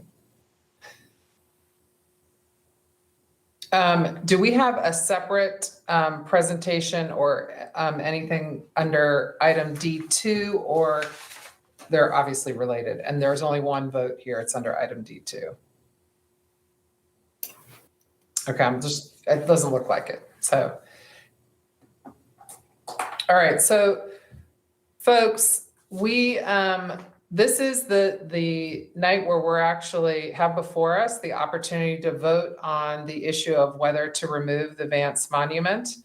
We have, it seems like, considered this issue a few times before. So technically speaking, at the last time we considered this before City Council, it was to receive or accept the recommendation from the City County Task Force that was tasked with considering the issue of the removal of the Vance monument. We voted to receive or accept that recommendation. So technically speaking, at that time, we did not vote to authorize the manager to enter into a contract to remove it. That is what is before you tonight, is the question of authorizing the city manager to enter into a contract to remove and temporarily replace the monument until we can engage in a full process of visioning around the replacement for the Vance Monument in the event that we vote to remove it. This is a difficult decision. You know, a lot of us have lived in Asheville either all our life or most of our lives, and the Vance Monument is very much the centerpiece of the city. It is featured on postcards. It is iconic in its correlation with our city. I've struggled with this decision. You know, a lot of folks write to us and say, well, I understand why you wouldn't want to honor the former Governor Vance, but maybe you can just repurpose the monument. And just to remind folks who are watching this, the task force did consider whether or not repurposing the monument would be appropriate, but they did not make that recommendation. They actually made a recommendation to see the Vance Monument removed. And that recommendation was made, as you know, to us. You know, for me personally, I've come to believe that the Vance Monument no longer reflects, well, it probably never reflected the values of our community. And now that we're learning how to better understand and hear one another and understand the values of our entire community, I don't see the Vance Monument as reflective of our community. A lot of cities are going through this transformation. We're not the only one. We're not the only one that's struggling with how we want to identify ourselves, how we want to reflect the values of our community. A lot of communities are reimagining their downtown spaces, their public spaces, and these changes are well received. And I think it's high time that we consider it for ourselves here in Asheville. I am looking forward to a day that we have a centerpiece in our city that reflects our Asheville today. And I'm proud to be part of a council that will make this change. Yes, Sandra, and if anybody, Sandra, you're going to go ahead, but anybody else wants to speak on this, then obviously. Okay. The thing is that I'm concerned with is this. It is an art piece, and and one thing about Asheville, it's always been known for its art and his historic art. And you think about what's going on Charlotte Street now, all these, we're always trying to preserve the historic artifacts or historic properties that we have here, which means a whole lot. So it actually does reflect in the center of town that historic history that we all know so well and everybody identified with here in Asheville. So it's hard for me to believe that it does not reflect the vision of Asheville. And basically with this particular monument, a lot of the monuments that have been removed have been basically monuments of, or statues of men, or the monuments that have actually had basically bas-relief type structures or statues attached to them in some way. But very seldom have you seen just a simple obelisk that's been destroyed. And so I think that everybody, it's a local thing. I think everybody have to decide in their community what needs to be removed, what does not.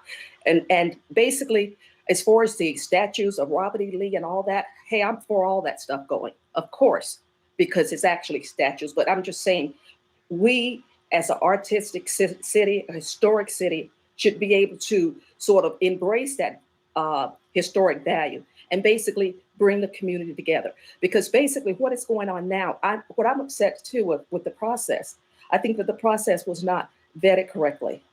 I think that when you give orders to a task force that you basically assemble and say, basically, we want people on this committee that's negatively impacted or affected by this. It's almost like saying a gentleman that's what is the word? He's being tried for rape, and you say, hey, for the people on the jury, we want people that's been victims of rape to be on this jury. In other words, it sort of dictates the outcome. And I feel that the community itself was not given time to actually participate. Something this big, should have been actually presented to the community. And basically, the way I look at our position here, when we basically were elected, we were elected for all people to represent what was best for all people. So we need to hear from all people in order to bring about that harmony in the community that we so desire, that we so push for. The harmony and the transparency that we talk about all the time. We need to do more in doing this here with council. And that's all I'm saying. Thank you.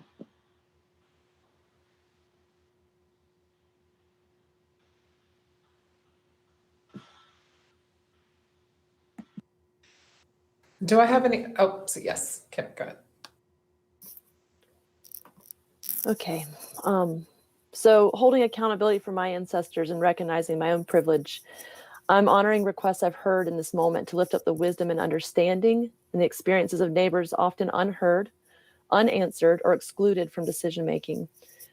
I appreciate the recommendation and the work of the Vance Monument Task Force. I remember during the uprising last summer, the voices of Black youth and their families crying out in the streets of Asheville to urgently dismantle the symbols and systems of white supremacy. I hear Black elders telling me their stories of this monument as a magnet, attracting those who have threatened to harm them. And I'm reminded that the monument's shadow is casted across the indigenous burial ground of the Salagi, also known as Cherokee people.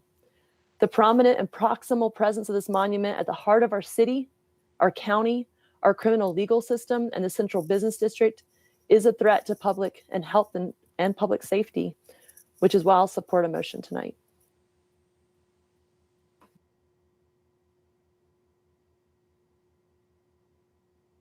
Is there anyone else wishing to comment, or do I have a motion? We do have some folks signed up to speak on this item. Mayor, I proudly move to adopt a resolution to direct the city manager to move forward with the demolition and removal of the Vance Monument as recommended by the Vance Monument Task Force, to authorize the city manager to execute a contract with Conzi Inc.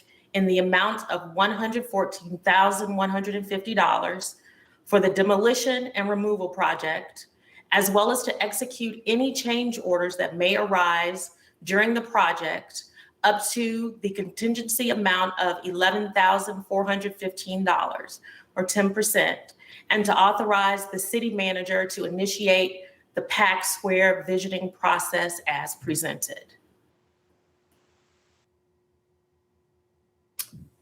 That's a motion. Do I have a second? I'll second it, Shanika. Thank you. All right, if there aren't any other further comments at this time, I'm gonna open up the public comment. Okay, staff, if you could begin with the public comment. Council, our first caller is David Greenson from Montfort.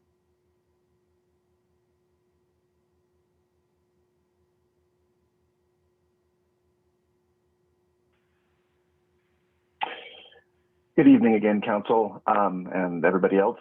I'd like to offer a simple suggestion for how we might prioritize this last round of public input on this important decision, and I offer it humbly to others waiting in the queue behind me and folks who are posting on social media. I just have a simple yes/no question for folks to consider. Was this monument constructed in order to intimidate your ancestors, to communicate to them that they were perpetual second-class citizens, and to warn them that they could be killed if they tried to assert otherwise?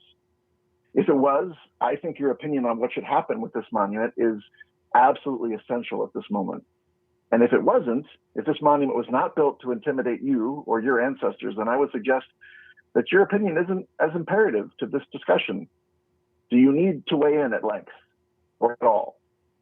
I leave it for you to decide. As for me, because I fall into that second category, because this monument was not built to intimidate me or my ancestors, I will now shut up and listen. Thank you.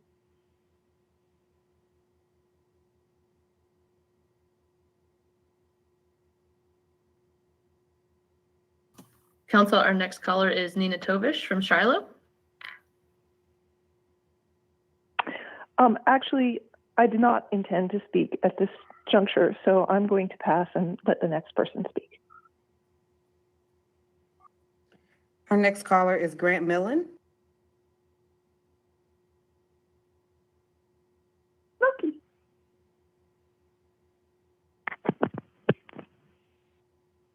I'm Mayor Manheimer, Council, and City Manager Campbell. I am developing an initiative called Unity Future, which may or may not apply here. It's okay either way because we've got a state, nation, globe of challenges.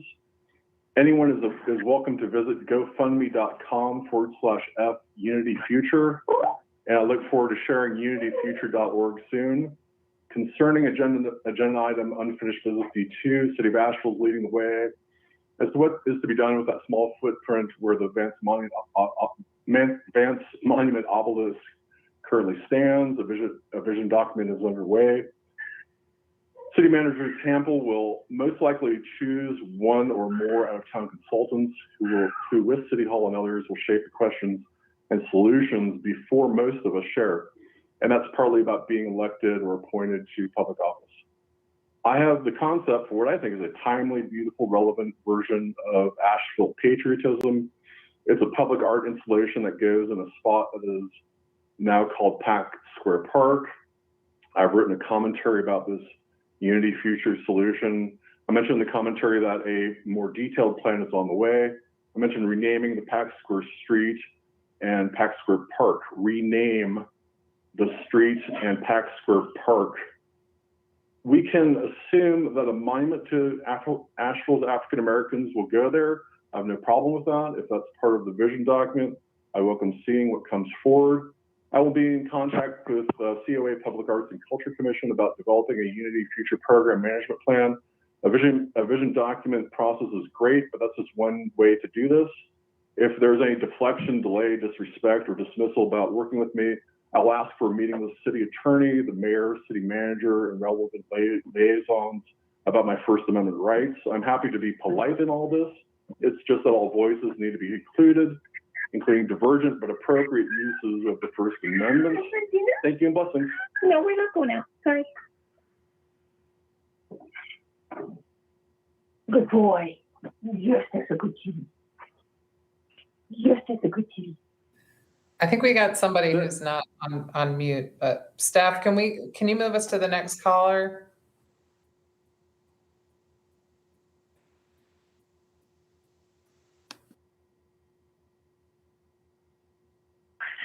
Yes, that's a good boy. Did you use the box? Did you use the box? Did you use the box? Our next caller is Amber Bakes. Amber, hang on just one moment for us. There you go, buddy. There you go. All right, Amber, go ahead. Can you guys hear me? Yes, ma'am, we can hear you. Okay, good evening, City Council. I'm commenting to express my support for the swift removal of the Vance Monument. Last year, the Vance Monument Task Force, appointed by the city and county, voted to recommend taking down the monument. On March 18th, the city's Human Relations Commission voted to also recommend the monument's removal. Racial justice activists have called for the removal of the Vance Monument for years now in Asheville. The Racial Justice Coalition and Black Asheville demands have also been calling for removal. Per the city's 30, 60, 90-day plan, the goal of advancing racial equity in Asheville, and I quote, "The city of Asheville is committed to working towards social justice and creating a city where every resident feels included and heard by elected officials and staff." Vance openly opposed equal rights for African Americans. He was against interracial marriage, integrated schools, and the election of Black officials. Knowing there should be enough to go around, removing this racist monument will hurt no one, and in turn is likely to allow healing to move forward for those who have suffered so much oppression, especially in a city that often does not follow its own stated values. I've heard many white members of the community volunteer their opinions on what should happen after its removal. I feel strongly this is not my place to weigh in on. It's the Black community. Thank you. Council, I'm going to go back to Grant Millen since he got cut off because of the cat in the background. Stand by.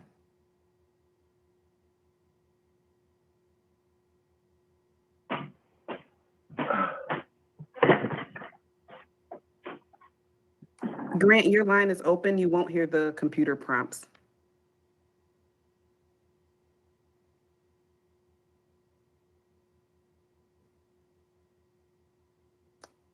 All right, we'll move. Grant? Yeah, you guys blew it. I've got to pull up my comments again. This is kind of exactly what I was going to talk about, so you got to give me a minute to get ready before you start the stopwatch on me. Well, how about this, Mr. Millen? I can circle back to you after the next caller, and that way you can start. Hang on, here it comes. Here it comes. Hang on. God. My name is Grant Millen, and I'm a longtime Asheville resident. Hi, Mayor Manheimer, Council, and City Manager Campbell. I'm developing an initiative called Unity Future, which may or may not apply here. It's okay either way because we've got a state, nation, and globe of challenges. Anyone is welcome to visit gofundme.com/F/Unity Future, and I'm looking forward to sharing unityfuture.org soon.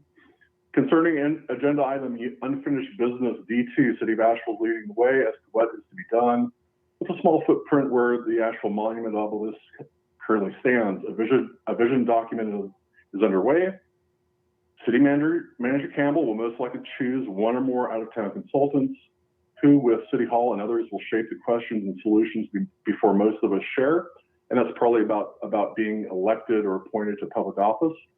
I have the concept for what I think is a timely, beautiful, relevant version of Asheville patriotism.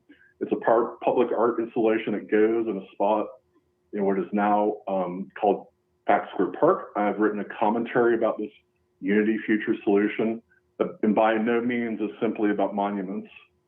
I mentioned in the commentary that a more detailed plan is on the way. I mentioned renaming the Pack Square Street and Pack Square Park, rename Pack Square Street and Pack Square Park. We can assume that a monument to Asheville's African Americans will go there. I have no problem with that if that's part of the vision document, and I welcome seeing what comes forward. I will be in contact with COA Public Arts and Culture Commission about developing a Unity Future Program Management Plan.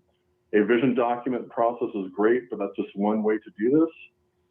If there is any deflection, delay, disrespect, or dismissal without working with me, I will ask for a meeting with the city attorney, the mayor, city manager, and relevant liaisons about my First Amendment rights. I'm happy to be polite in all this. It's just that all voices need to be included, including divergent but appropriate uses of the First Amendment. Thank you and blessings.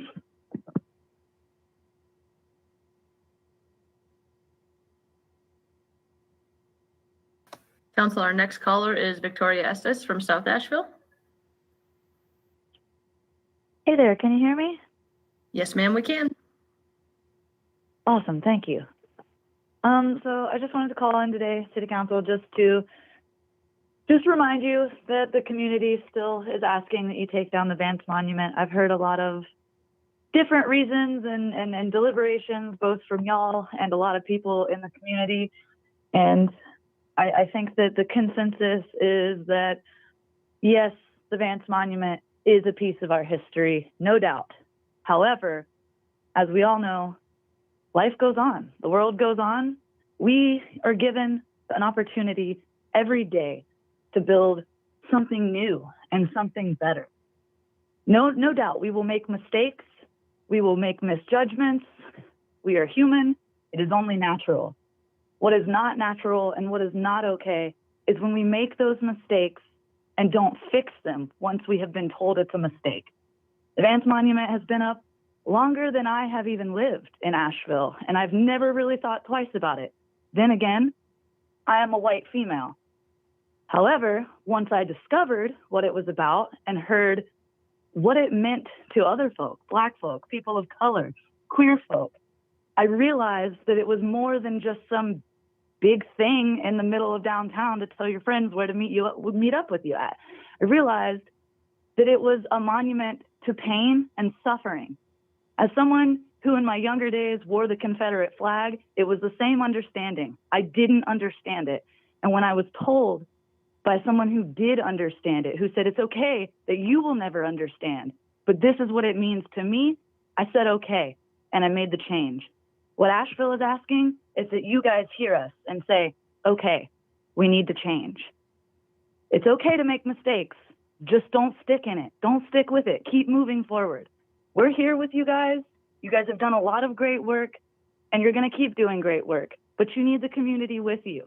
And right now, the community has been telling you what we need, and we need you to hear us and to do it for us, because we can't do it ourselves. Well, we can, but it's not legal. So that's all I'm calling today to remind you is Black Asheville has spoken. They have been speaking. White Asheville is speaking with them. Please listen to them and remove this monument to hate and anger and all of the things in our past that we have evolved past the need for. It's time to grow. It's time to move forward. Let's be progressive. Thank you. I hope you guys have a great night. Our next caller is Steve Rasmussen from West Asheville.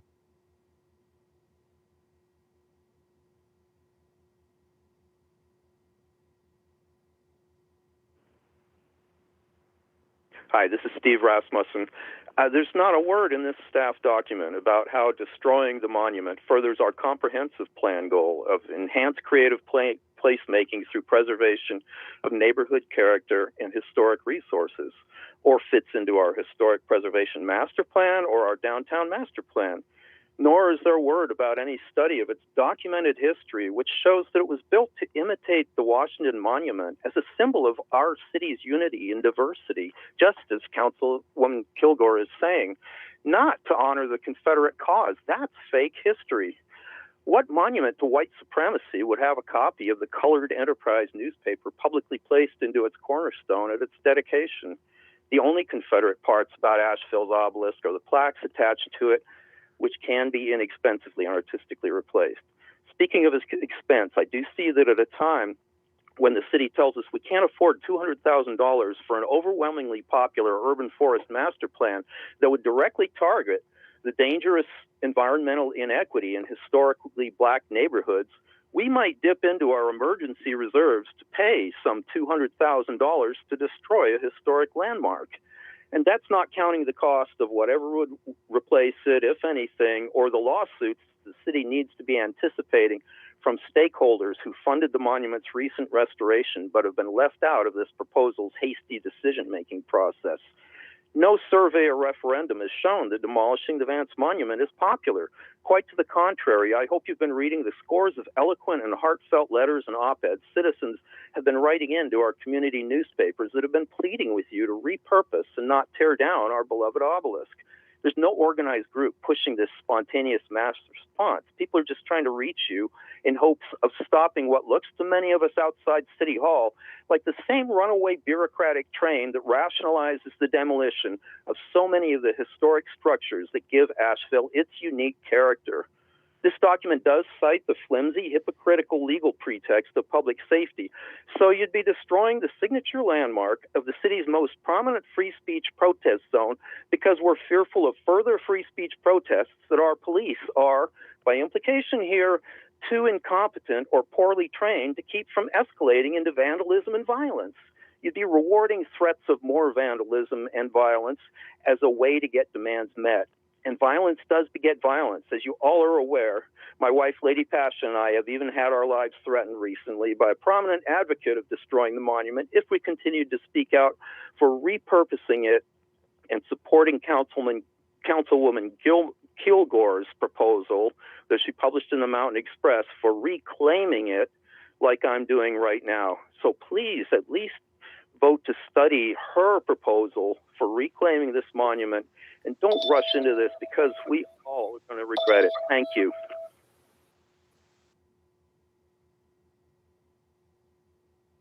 Council, our next caller is Bobby Smith from Asheville. Can you hear me? Yes, sir, we can. Yes, I'd just like to say that I fully 100% agree with Ms. Kilgore. To me, the monument has no face of racism, Robert E. Lee or any other general. 114 $10,000 to tear it down. I think there's a lot of Black issues that could be solved with $114,000. You could actually add $10,000 to the $25,000 and have the Black company come in and fully repurpose it and put plaques on there that resemble Black Asheville. You don't have to tear the whole thing down. It's not an eyesore. It's actually kind of beautiful, kind of like the Washington Monument. But I think we need to talk about the Biltmore Estates corporate office right beside the monument that they bought their slaves from the exact same spot. So why are we not talking about tearing down the Biltmore corporate office, Biltmore Estates, Biltmore Park, the Rambles, the racist places that have been taken and filled with privilege, and we get none of it? How much taxes does Biltmore Estate pay to Asheville to be their own little town? Those are the racist systemic things that I'm thinking about when I think about the Shiloh community and the slaves and the graves that was dug up to move over there for our tax dollars and land to be used by racist homes, racist outlets, racist hotels that are being built to serve only one purpose, and that's the Biltmore Estate. It's not here to serve the community.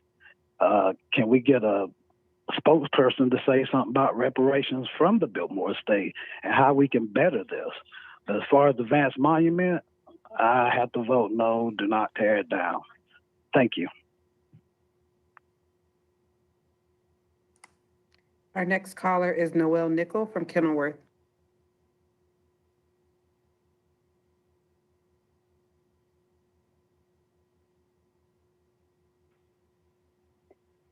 Good evening, Council. Thank you. My name is Noelle Nickel, and I've lived in Asheville for 25 years.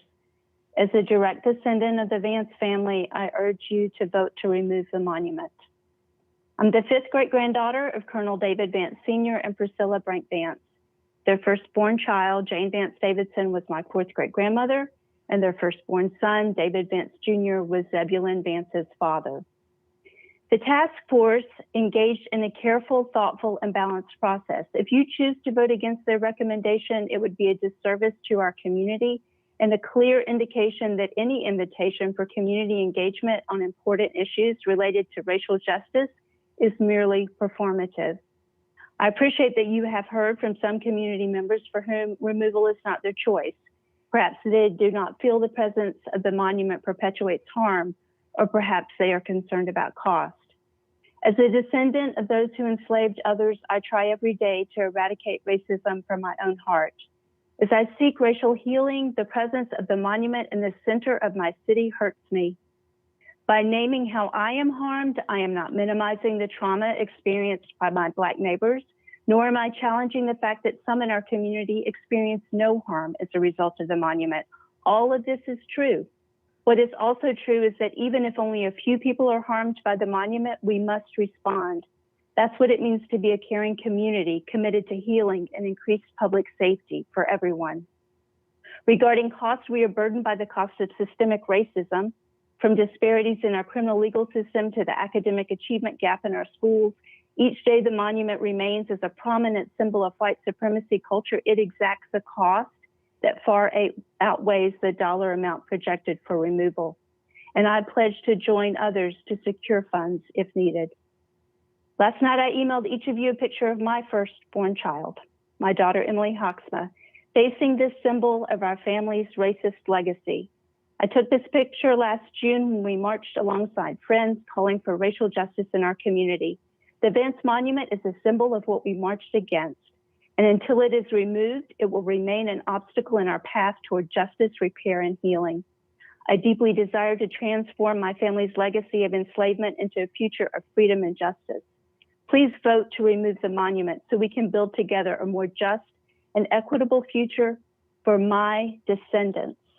Thank you so much for your steadfast commitment to our community and to justice.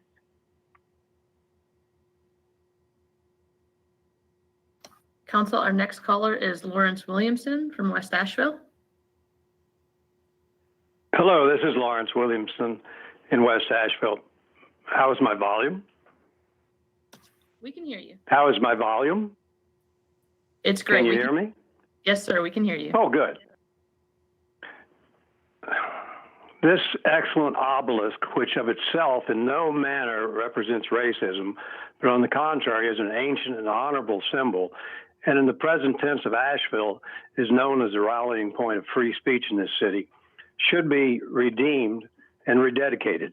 It should be redeemed by refacing it with language that leaves no doubt of the sorrow and horror done to some people who were forced into irredeemable slavery despite their birthright of liberty. This obelisk can be rededicated to the purpose of finding the one and only true race of mankind, which is the human race.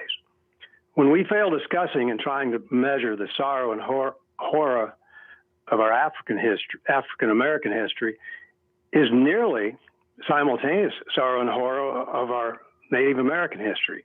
Removal of this monument as an honor to our African American citizens fails to honor another people. Cherokees were sent into retreat by Rutherford's militia in 1776 and retreated more and more as European Americans came into this area. Eventually, their forced removal was a trail of tears and a smear of history. But think of this, some few thousand evaded and persisted in Western North Carolina.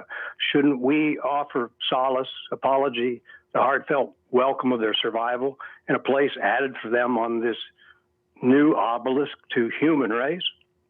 So should go our history. I see the four sides of the rededicated Asheville obelisk. Westward, we look to the Cherokees and all their ancestors who kept this gracious land well. The east looks to another sunrise of mankind, which now and forevermore only sees the human race.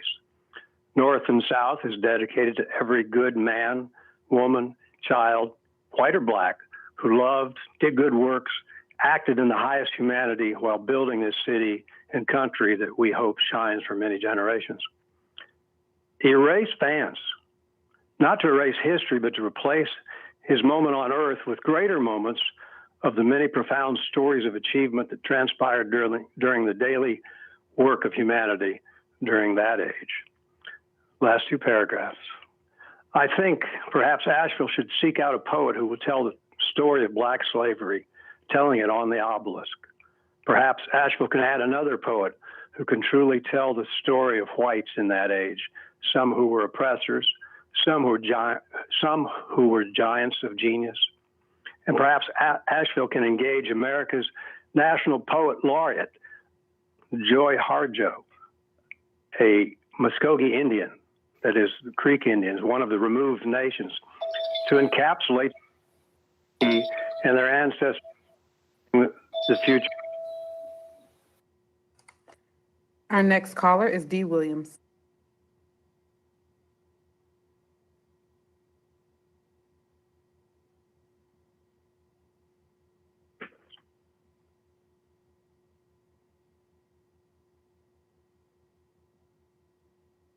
Good afternoon, Mayor and City Council members and Manager Campbell and your staff.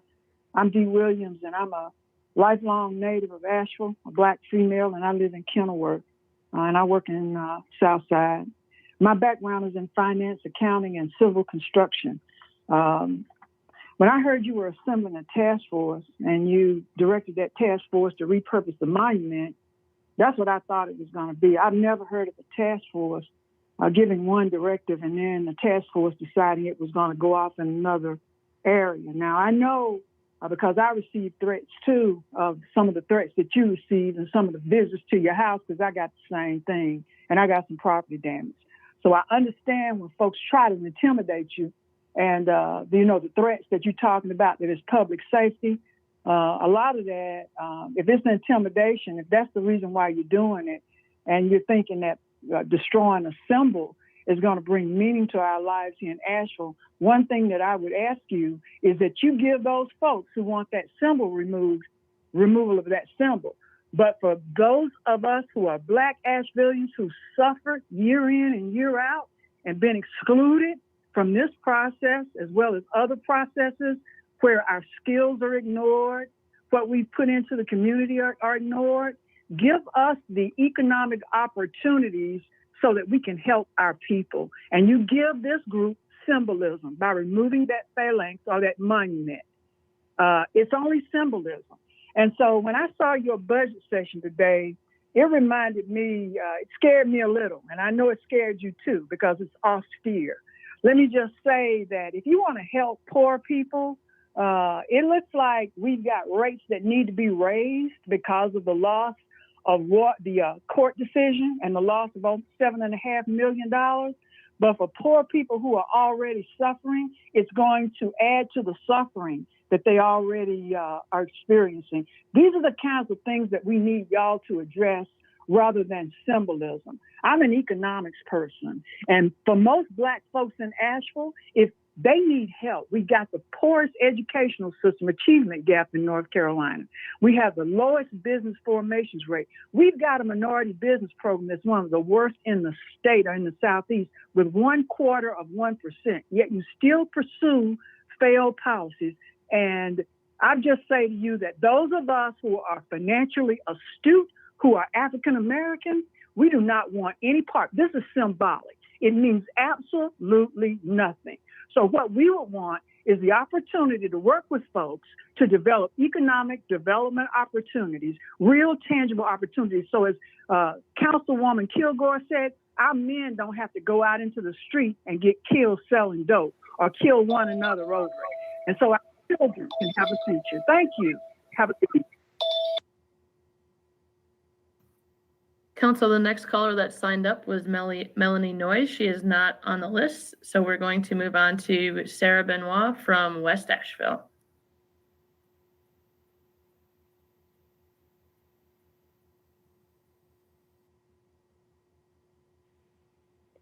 Good evening, City Council, Mayor, and the City Manager. Thank you so much for allowing everyone to speak tonight. I want to say personally that I know this issue has really struck a chord with a lot of people. And even if I don't agree with their perspectives, I really appreciate how many people are speaking from their heart about this. And I can just feel that coming through the meeting tonight, that people really care about what we're discussing. So I just want to say that I've been involved in this process and this conversation since the beginning, not in any real active way, but more just watching a lot of the meetings that went on and the decision-making process around recommending removal. I personally feel like a lot of that city center has changed in the 20 years I've been here. There's what it looked like when I got to Asheville in 1999 is not what the center of downtown looks like now. We have literally changed every part of Pack Square and City County Plaza. To where when I walk through there, it still feels like a completely different city than the one that I moved to. At this point, I guess for me, there's enough people in our community that care about removing this last final piece.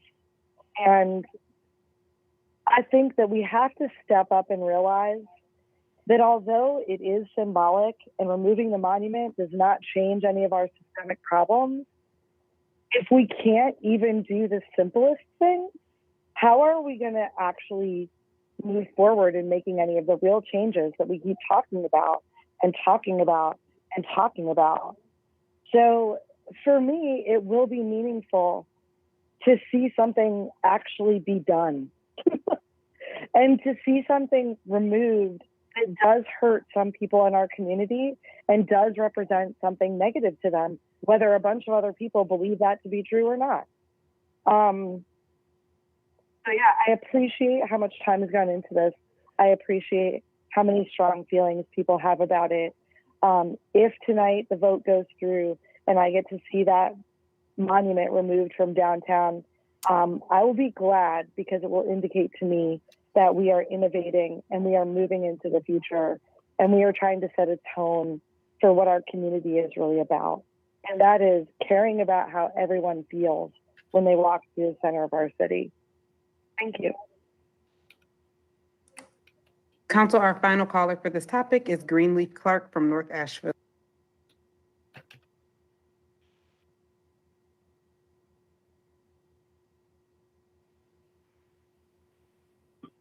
Good evening. As I'm sure you can guess, I'm here to speak as an abolitionist.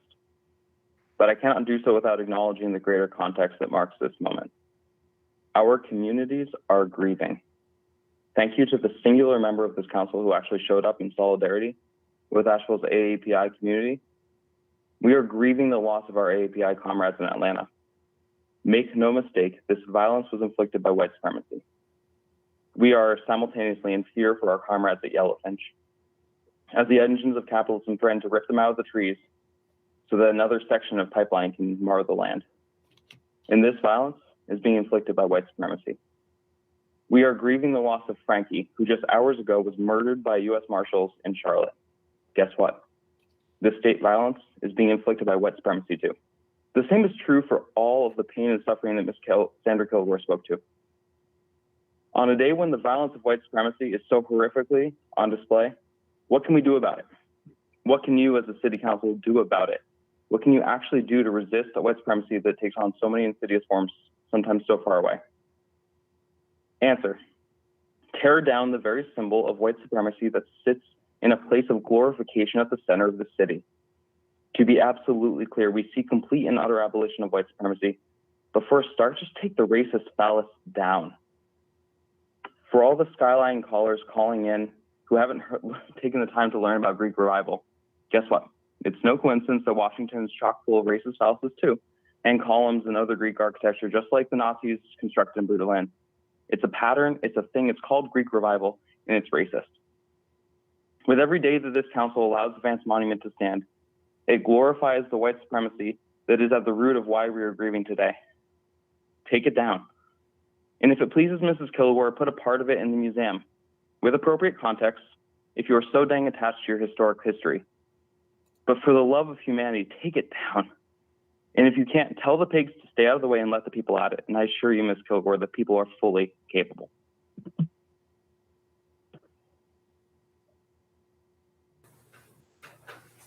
That is the last speaker we had signed up to speak unless Melanie joined us. Melanie Noyes. Do we have anyone? Did she join us or is that it?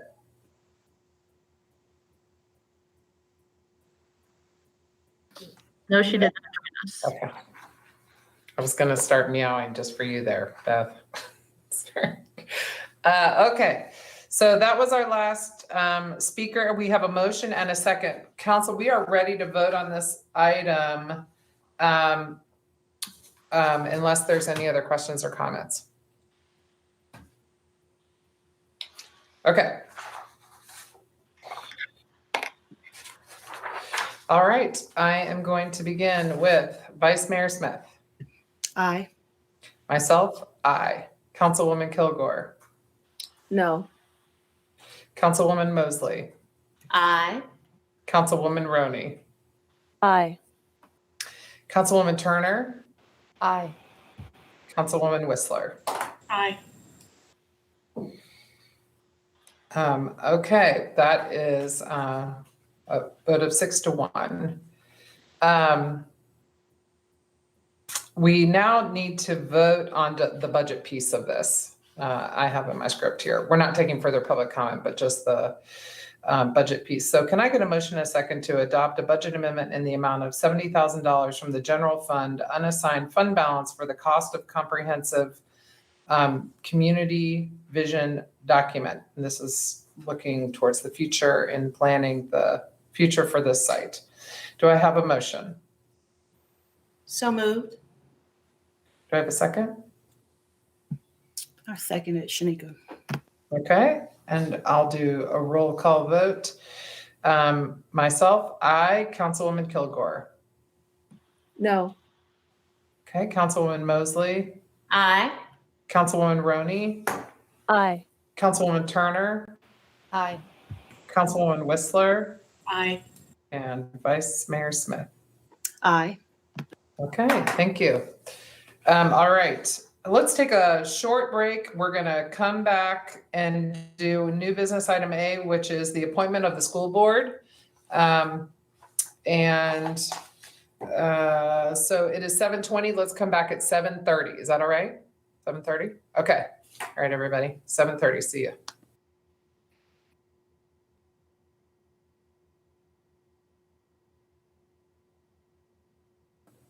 Okay, and we welcome back from the quick break we just had. We are up to the portion of our agenda of new business, item A. This is the appointment of 3 members to the Asheville City Board of Education. This morning, the council conducted the interviews of the 7 candidates for the Board of Education. And I'm going to turn it over to the Vice Mayor to handle this portion of the agenda. I do have in my script just some instructions. I'll read these real quick and then turn it over to the Vice Mayor. Council, the voting process for the 3 appointments shall be that each council member will name 3 nominees for appointment.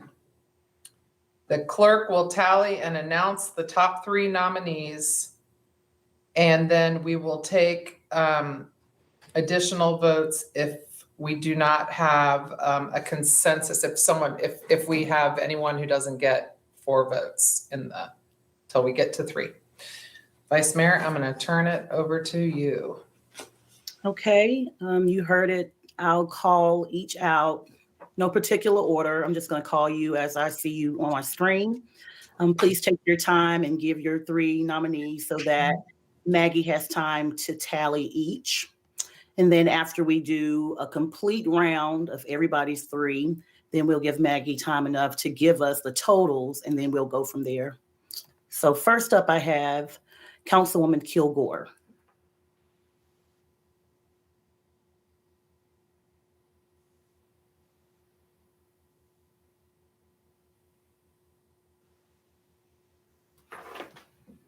I don't think your mic is open.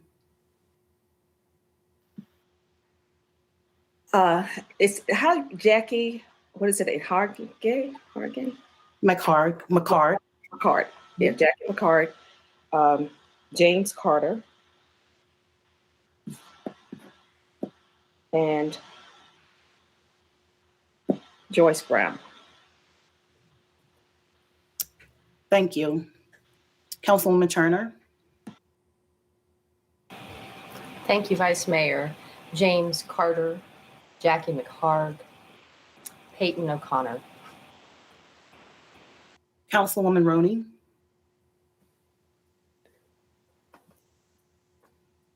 James Carter, Joyce Brown, Jacqueline McHarg. Councilman Whistler. Pat Griffin, Jackie McHarg, and George Seberg. Councilwoman Mosley. Patricia Griffin, Jacqueline McHarg, George Seberg. Mayor.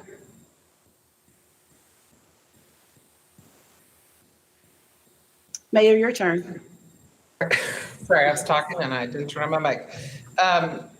James Carter and Jacqueline McHarg and Joyce Brown. Okay, and myself, Michelle, Jackie, and also Peyton. So we give Maggie some time. I did my own tally. I think I see other people tallying as well. It looks like we have Jacqueline McCard and James Carter for sure. Jacqueline McCard received 7 votes and James Carter received 4. Maggie, if you confirm. That's confirmed, and Joyce Brown is the only one that received 3. Yeah, it seems like we might need to go back through again for the 1 position. It's not like we have a tie for 3rd. So it would be Joyce Brown, Patricia Griffin, Peyton O'Connor, and George Seberg are the 4 that you'll be voting on. And is it just 1 vote, Mayor? Say it again. I have Peyton O'Connor, Pat Griffin, Joyce Brown, and George Seberg. That's correct. Okay. So you eliminated Michelle Delange because she got one vote. That's correct. Okay. Okay, so I'll start. So we're going to go back to the top, and each one is going to vote for one. Yes. One of the four. So your choice is, so our choice is Joyce, Pat, Peyton, or George. And that is for the third. Okay. I see you shaking your head. Sandra, are you okay? It's okay. She's okay. Don't start with me. Okay, well, I'll go Councilwoman Turner. We're voting for one, right? Yeah, we're voting for the third person. Peyton O'Connor for me. Okay. Councilwoman Mosley. Patricia Griffin. Councilwoman Whistler. Patricia Griffin. Councilwoman Roney. Peyton O'Connor. Councilwoman Kilgore. It's so hard.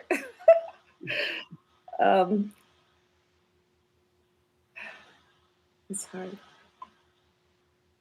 Okay, I'll come back to you, Mayor. I read your lips, Peyton O'Connor. Yes, thank you. Good lip reading. Ms. Kilgore. I'm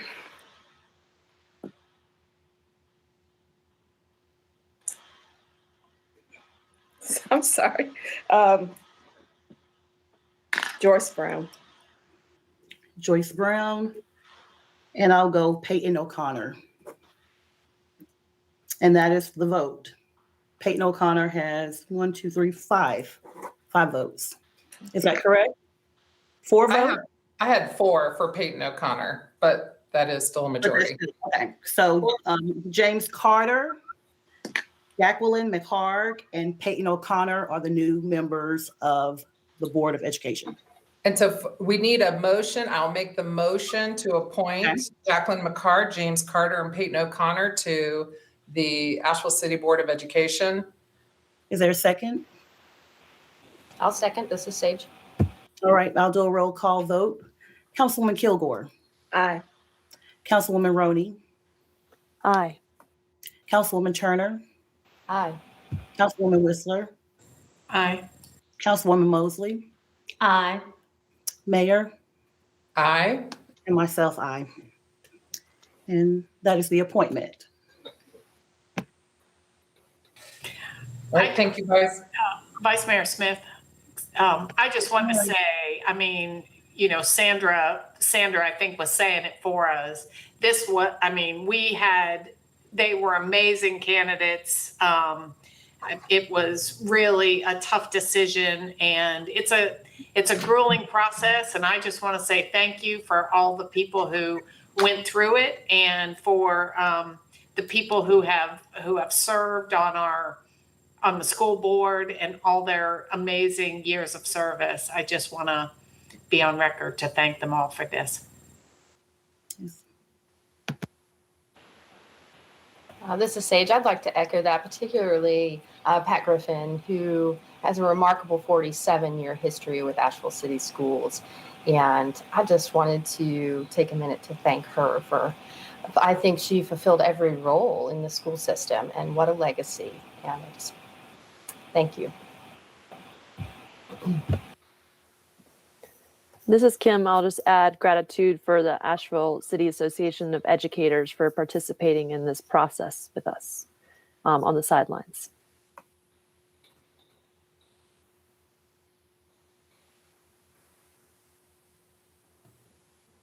All right, thank you, everyone. We are getting close to the end of our agenda. In fact, the only item left is our informal discussion and public comment period. And we will turn it over to staff to open up the public comment. Hopefully we won't have any more cats, or maybe we will, and that'll be fine.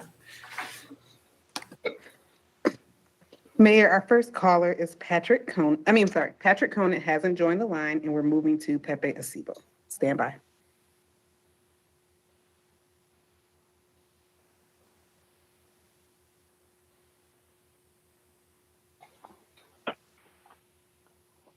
Hi, Mayor, Asheville City Council. I wanted to thank you for the opportunity to apply to serve on the Asheville City Schools Board of Education. I am very grateful for the opportunity to speak with many of you and look forward to speaking with you again in the future. Of course, as one of the endorsed applicants from the Asheville City Association of Educators and Buncombe County Association of Educators, I was certainly disappointed that I didn't get an opportunity to interview today and that Libby Kyles did not get an opportunity to interview today. But I believe that you've moved forward in the right direction and you have changed the makeup of the board. And I think we can move forward with this with hopefully some productive decision making going forward. I wanted to bring your attention to issues with the current Asheville City Board of Education and the superintendent attempting to close Asheville Primary School and the Asheville City Preschool program at 441 Haywood Road. This has caused a lot of chaos, including moves to push out existing preschool suppliers or providers in public housing communities. I want you to do whatever you can, please, to support reimagining this process and pressing pause on the process to close Asheville Primary School, pushing a subset of it into Hall Fletcher where there is not enough space for the full program, and pushing preschools into spaces where there's not enough space for them. I thank you for your long evening and really appreciated the break with the cat earlier, and I hope you folks appreciated that comedy break as well. And of course, look forward to speaking with you in the future. Thank you very much.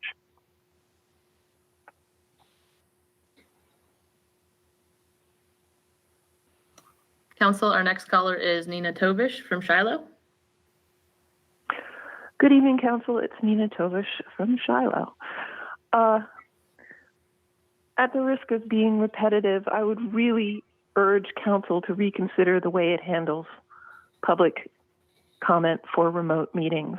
I had signed up to speak on the consent agenda item for some reason. I don't know what happened, whether it was technical error on my end or your end. I never got on the list. I was emailed that there was a list of speakers. I could not find that list of speakers. Apparently, I learned now that it was hidden under an icon that said files that was teeny tiny on the engagement hub page. Not giving the public a chance to comment on the fly after having heard something said in the meeting really deprives people of the opportunity to respond to real-time changes that happen to the agenda. And for those of us who do take the time to prepare remarks, not for whatever technical reason or whatever, not having the opportunity to be able to step up and deliver them at the time when they are appropriate is incredibly frustrating.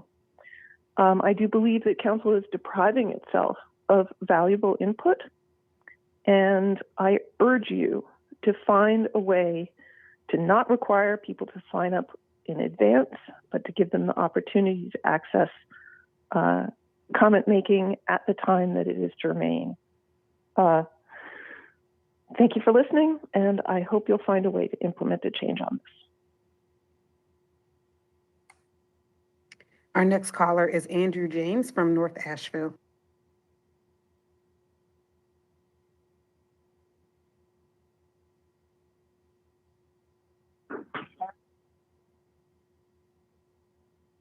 Hello, this is Andrew James, aka Andre.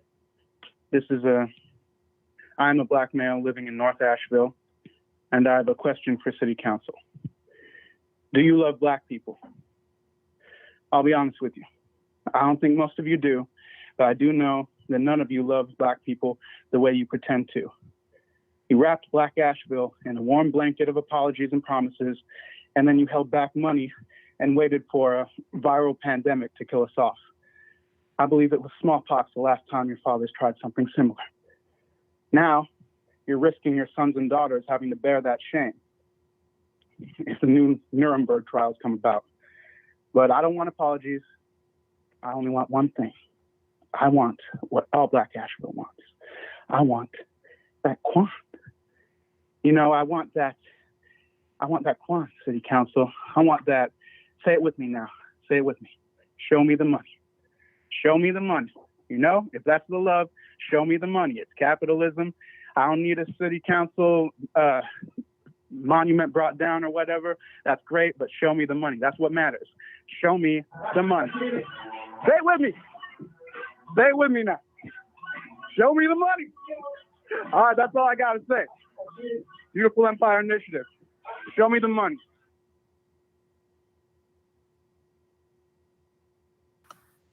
Council Ashley Cooper and Bobby Smith have both left the call. Our next caller is Zeno Lancaster.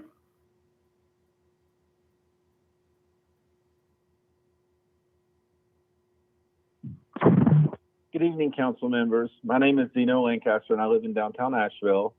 I'm calling in hopes to bring awareness to how the city has chosen to support those in our community that are experiencing homelessness, and in hopes that both the citizens of Asheville and the council will consider how to help that community. When I Google the words Asheville Needle Exchange, the first page that comes up is the Buncombe County site for the, and I quote, harm reduction and needle safety in Buncombe County. I'm betting, like myself, that many citizens in Asheville have very little awareness of this program.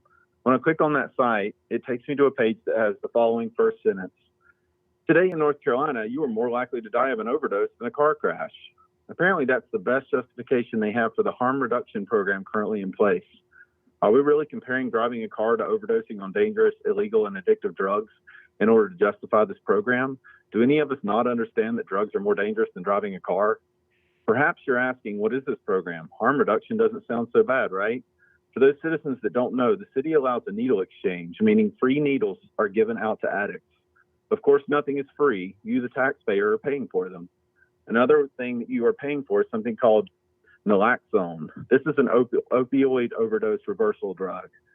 Council members, are there sincerely a majority of those among you that think giving out needles and a bailout drug that reverses overdose so that they don't have to worry about overdosing downtown will somehow not enable more drug use, vagrancy, and crime?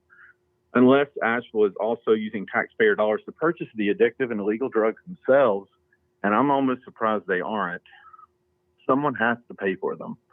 Many of those folks experiencing homelessness and addiction, and I guess this is confusing to some of you, do not have money. That can lead to some desperate actions. I submit to you that enabling drug addiction also enables crime, violence, and death. Why should the good citizens of Asheville pay for that? I'm confident there are those among you that know this is wrong. Stand up against this.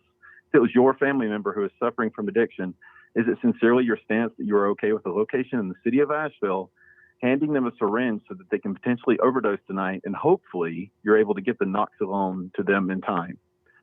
That is disgusting, and the people of Asheville need to know that this is and has been supported by our council. When there are more deaths, this program will directly contribute to them. The addiction, crime, and citizens experiencing homelessness living in tents rather than housing will be bolstered by your actions. I'm not hiring someone who just survived an overdose on your needles and can do so again, sadly enabled by your Noxalone giveaways. I would hire someone who has found their footing through the Housing First model, which has an amazing retention rate, has actually helped people. Homeward Bound is a great example of this program. Why wouldn't you use your resources to support them instead? Getting addicts off the streets goes much further in helping them than handing these needles to keep them there. I would also be so bold to add that at some point, the non-drug user citizens in Asheville that aren't experiencing homelessness.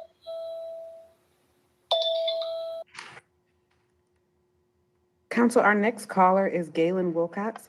Mr. Wilcox, I'm going to open your line. You won't hear the computer prompts. Your line is open. Can you hear me? Can anybody hear me? Yes, sir, we can hear you.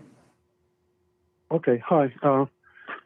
My name is Galen Wilcox. I live on Ornott Circle in Richmond Hill. I'm calling on behalf of my next door neighbor, Ms. Faye Pegg. She's in her late 80s. She bought her house new in 1963. So she's been living in it 58 years, paying her taxes to the city of Asheville for 58 years. There are two other elderly women and similarly situated, all of whom directly abut the New Bluffs development. On April 5th, the town of Woodfin will consider the impact that the Bluffs project will have on, quote, the health and safety of persons residing in the neighborhood of the proposed use.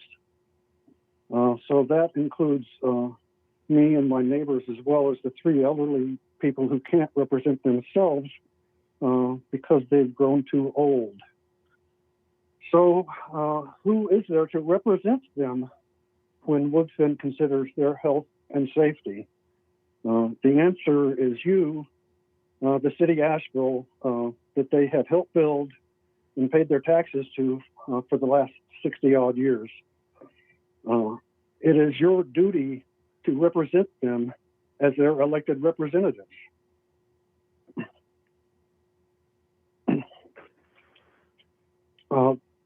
So far, this abdication of duty really cuts to the core of representative government. Remember, no taxation without representation? I mean, we citizens watch Asheville's taxes go up and up and up, and so we pay and pay and pay. And so now when it's time for Asheville to represent us as our representatives, you say no. Is it because of a legal opinion? Remember the last time when the legal opinion was wrong? Is the opinion that they're only concerned in public safety? Because that is not the language of the statute. It is directly about individuals, not public safety. Is it because we don't have a chance of winning?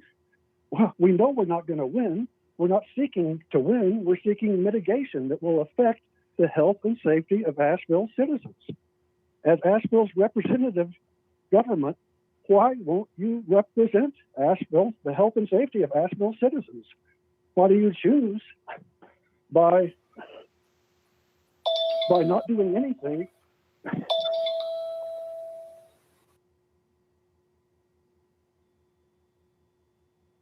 Council, our next caller is Callie Warner from North Asheville.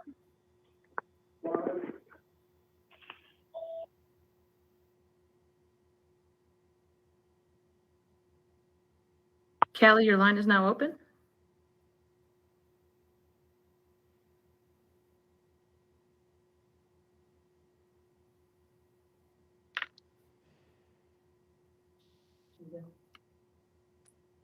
All right, Council, our final caller is Heather Hitalia from Richmond Hill.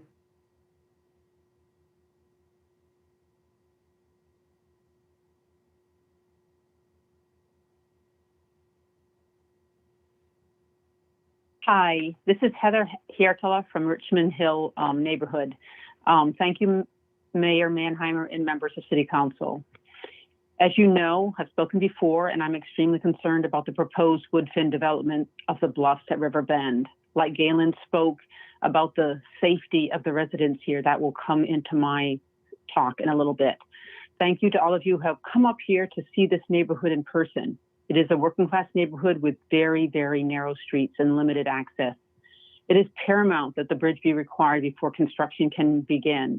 If a bridge is not built across the French Broad River, then the city of Asheville will have to pay for the streets, the upkeep of the streets in the Richmond Hill neighborhood that will be destroyed by the 5 years of heavy construction vehicles, and then the potential 10,000 cars a day increase funneling out of the development onto Richmond Hill Drive. This is a concern for me and all of us who live in this neighborhood. We have these small, narrow streets, no sidewalks. For me, I won't be able to walk those streets anymore. There's no way you can fit the cars and me on them. Like I said, Richmond Hill Drive is a dead-end street. The many roads and lanes that branch off are all dead-end streets. There's only one way in and out for the residents that already live here. It is also imperative for the safety of all involved that the bridge be required and built before construction. When I spoke 2 weeks ago, I mentioned the recent tractor-trailer trucks that had jackknifed at the hairpin turn where Richmond Hill Drive meets Pearson Bridge Road. Well, today I had to rearrange what I was going to say, because as I left today to go out and run errands, I followed fire truck number 3 down Richmond Hill Drive, where there was once again a tractor-trailer jackknifed at this same intersection. Pearson Bridge Road was impassable. Policemen directed us to go up Pearson Bridge, to Bingham Road, to Emma Road, to the Craven Street Bridge, to Riverside Drive. It took 15 minutes to get me back to where I would have been if the tractor trailer had not jackknifed. Luckily, the fire truck was headed home from the call. What if it had been crossing the Pearson Bridge trying to go up to Richmond Hill Drive en route to an emergency? It would have been rerouted the same route as me and would have added 15 minutes to their response time. We already have serious troubles on these roads. The added traffic of the development would create literally pandemonium and seriously impede emergency vehicles' access to this neighborhood and to the Baptist home. Asheville City Council needs to take care of its tax-paying citizens and do all it can to demand construction of the bridge be a condition of this project going forward to protect the residents and roads of Richmond Hill. The fire trucks and ambulances need to be able to get here and do their job. Thank you. Council, we're going to try to go back to Callie Warner. Callie, your line is now open.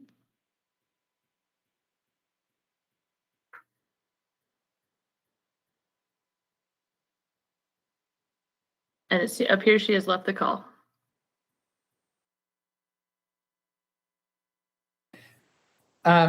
By my count, that would be the final speaker then. Is that right? Is there anyone left in the queue?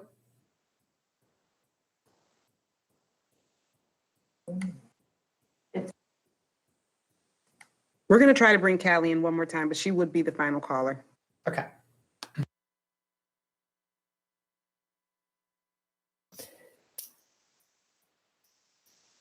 Mayor, while we wait for that moment, this is Kim. May I make a closing statement or should I wait till after the caller? You can go ahead. Yeah. Can you? Callie, we can hear you. Never mind. Callie, your line is open.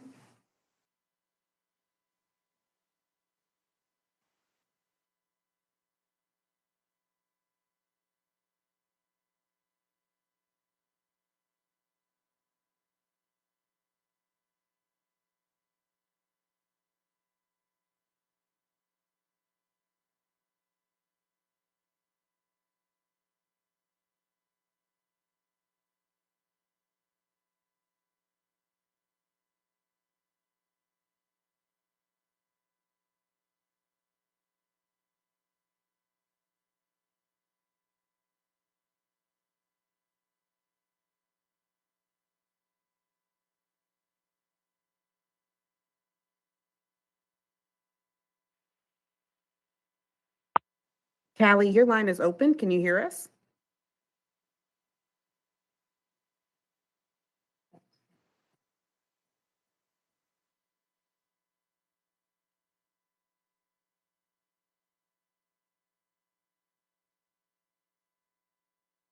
Apologies, Council. We're having technical difficulties with that caller.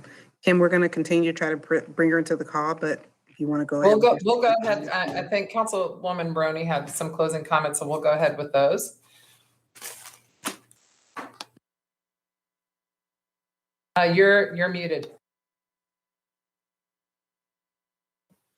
Thank you. So I have heard comments and received many comments, but I think it's really important for for myself in this moment to say that syringe exchange is a key and vital partnership in public health and safety, which is why it's been legal in North Carolina since 2016. Housing as a human right is also a matter of public health and safety, but is not yet recognized for our human family that is experiencing homelessness. So I just wanted to say thank you to all our partners and neighbors that are sharing concern and participating in solutions.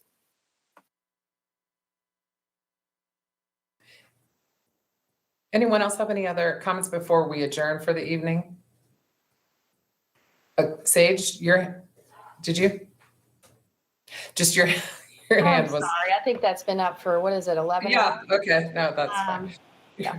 Okay. I want to just say thank you, women, staff, all of everyone that we have been together since 8:45 this morning.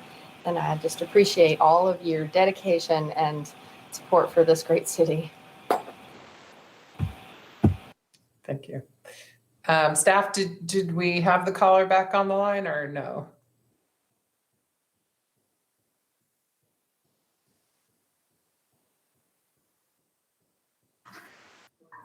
Council, the caller decided to not speak at this time. Okay. Thank you very much for chasing that down. All right, council, we are then adjourned. Good evening.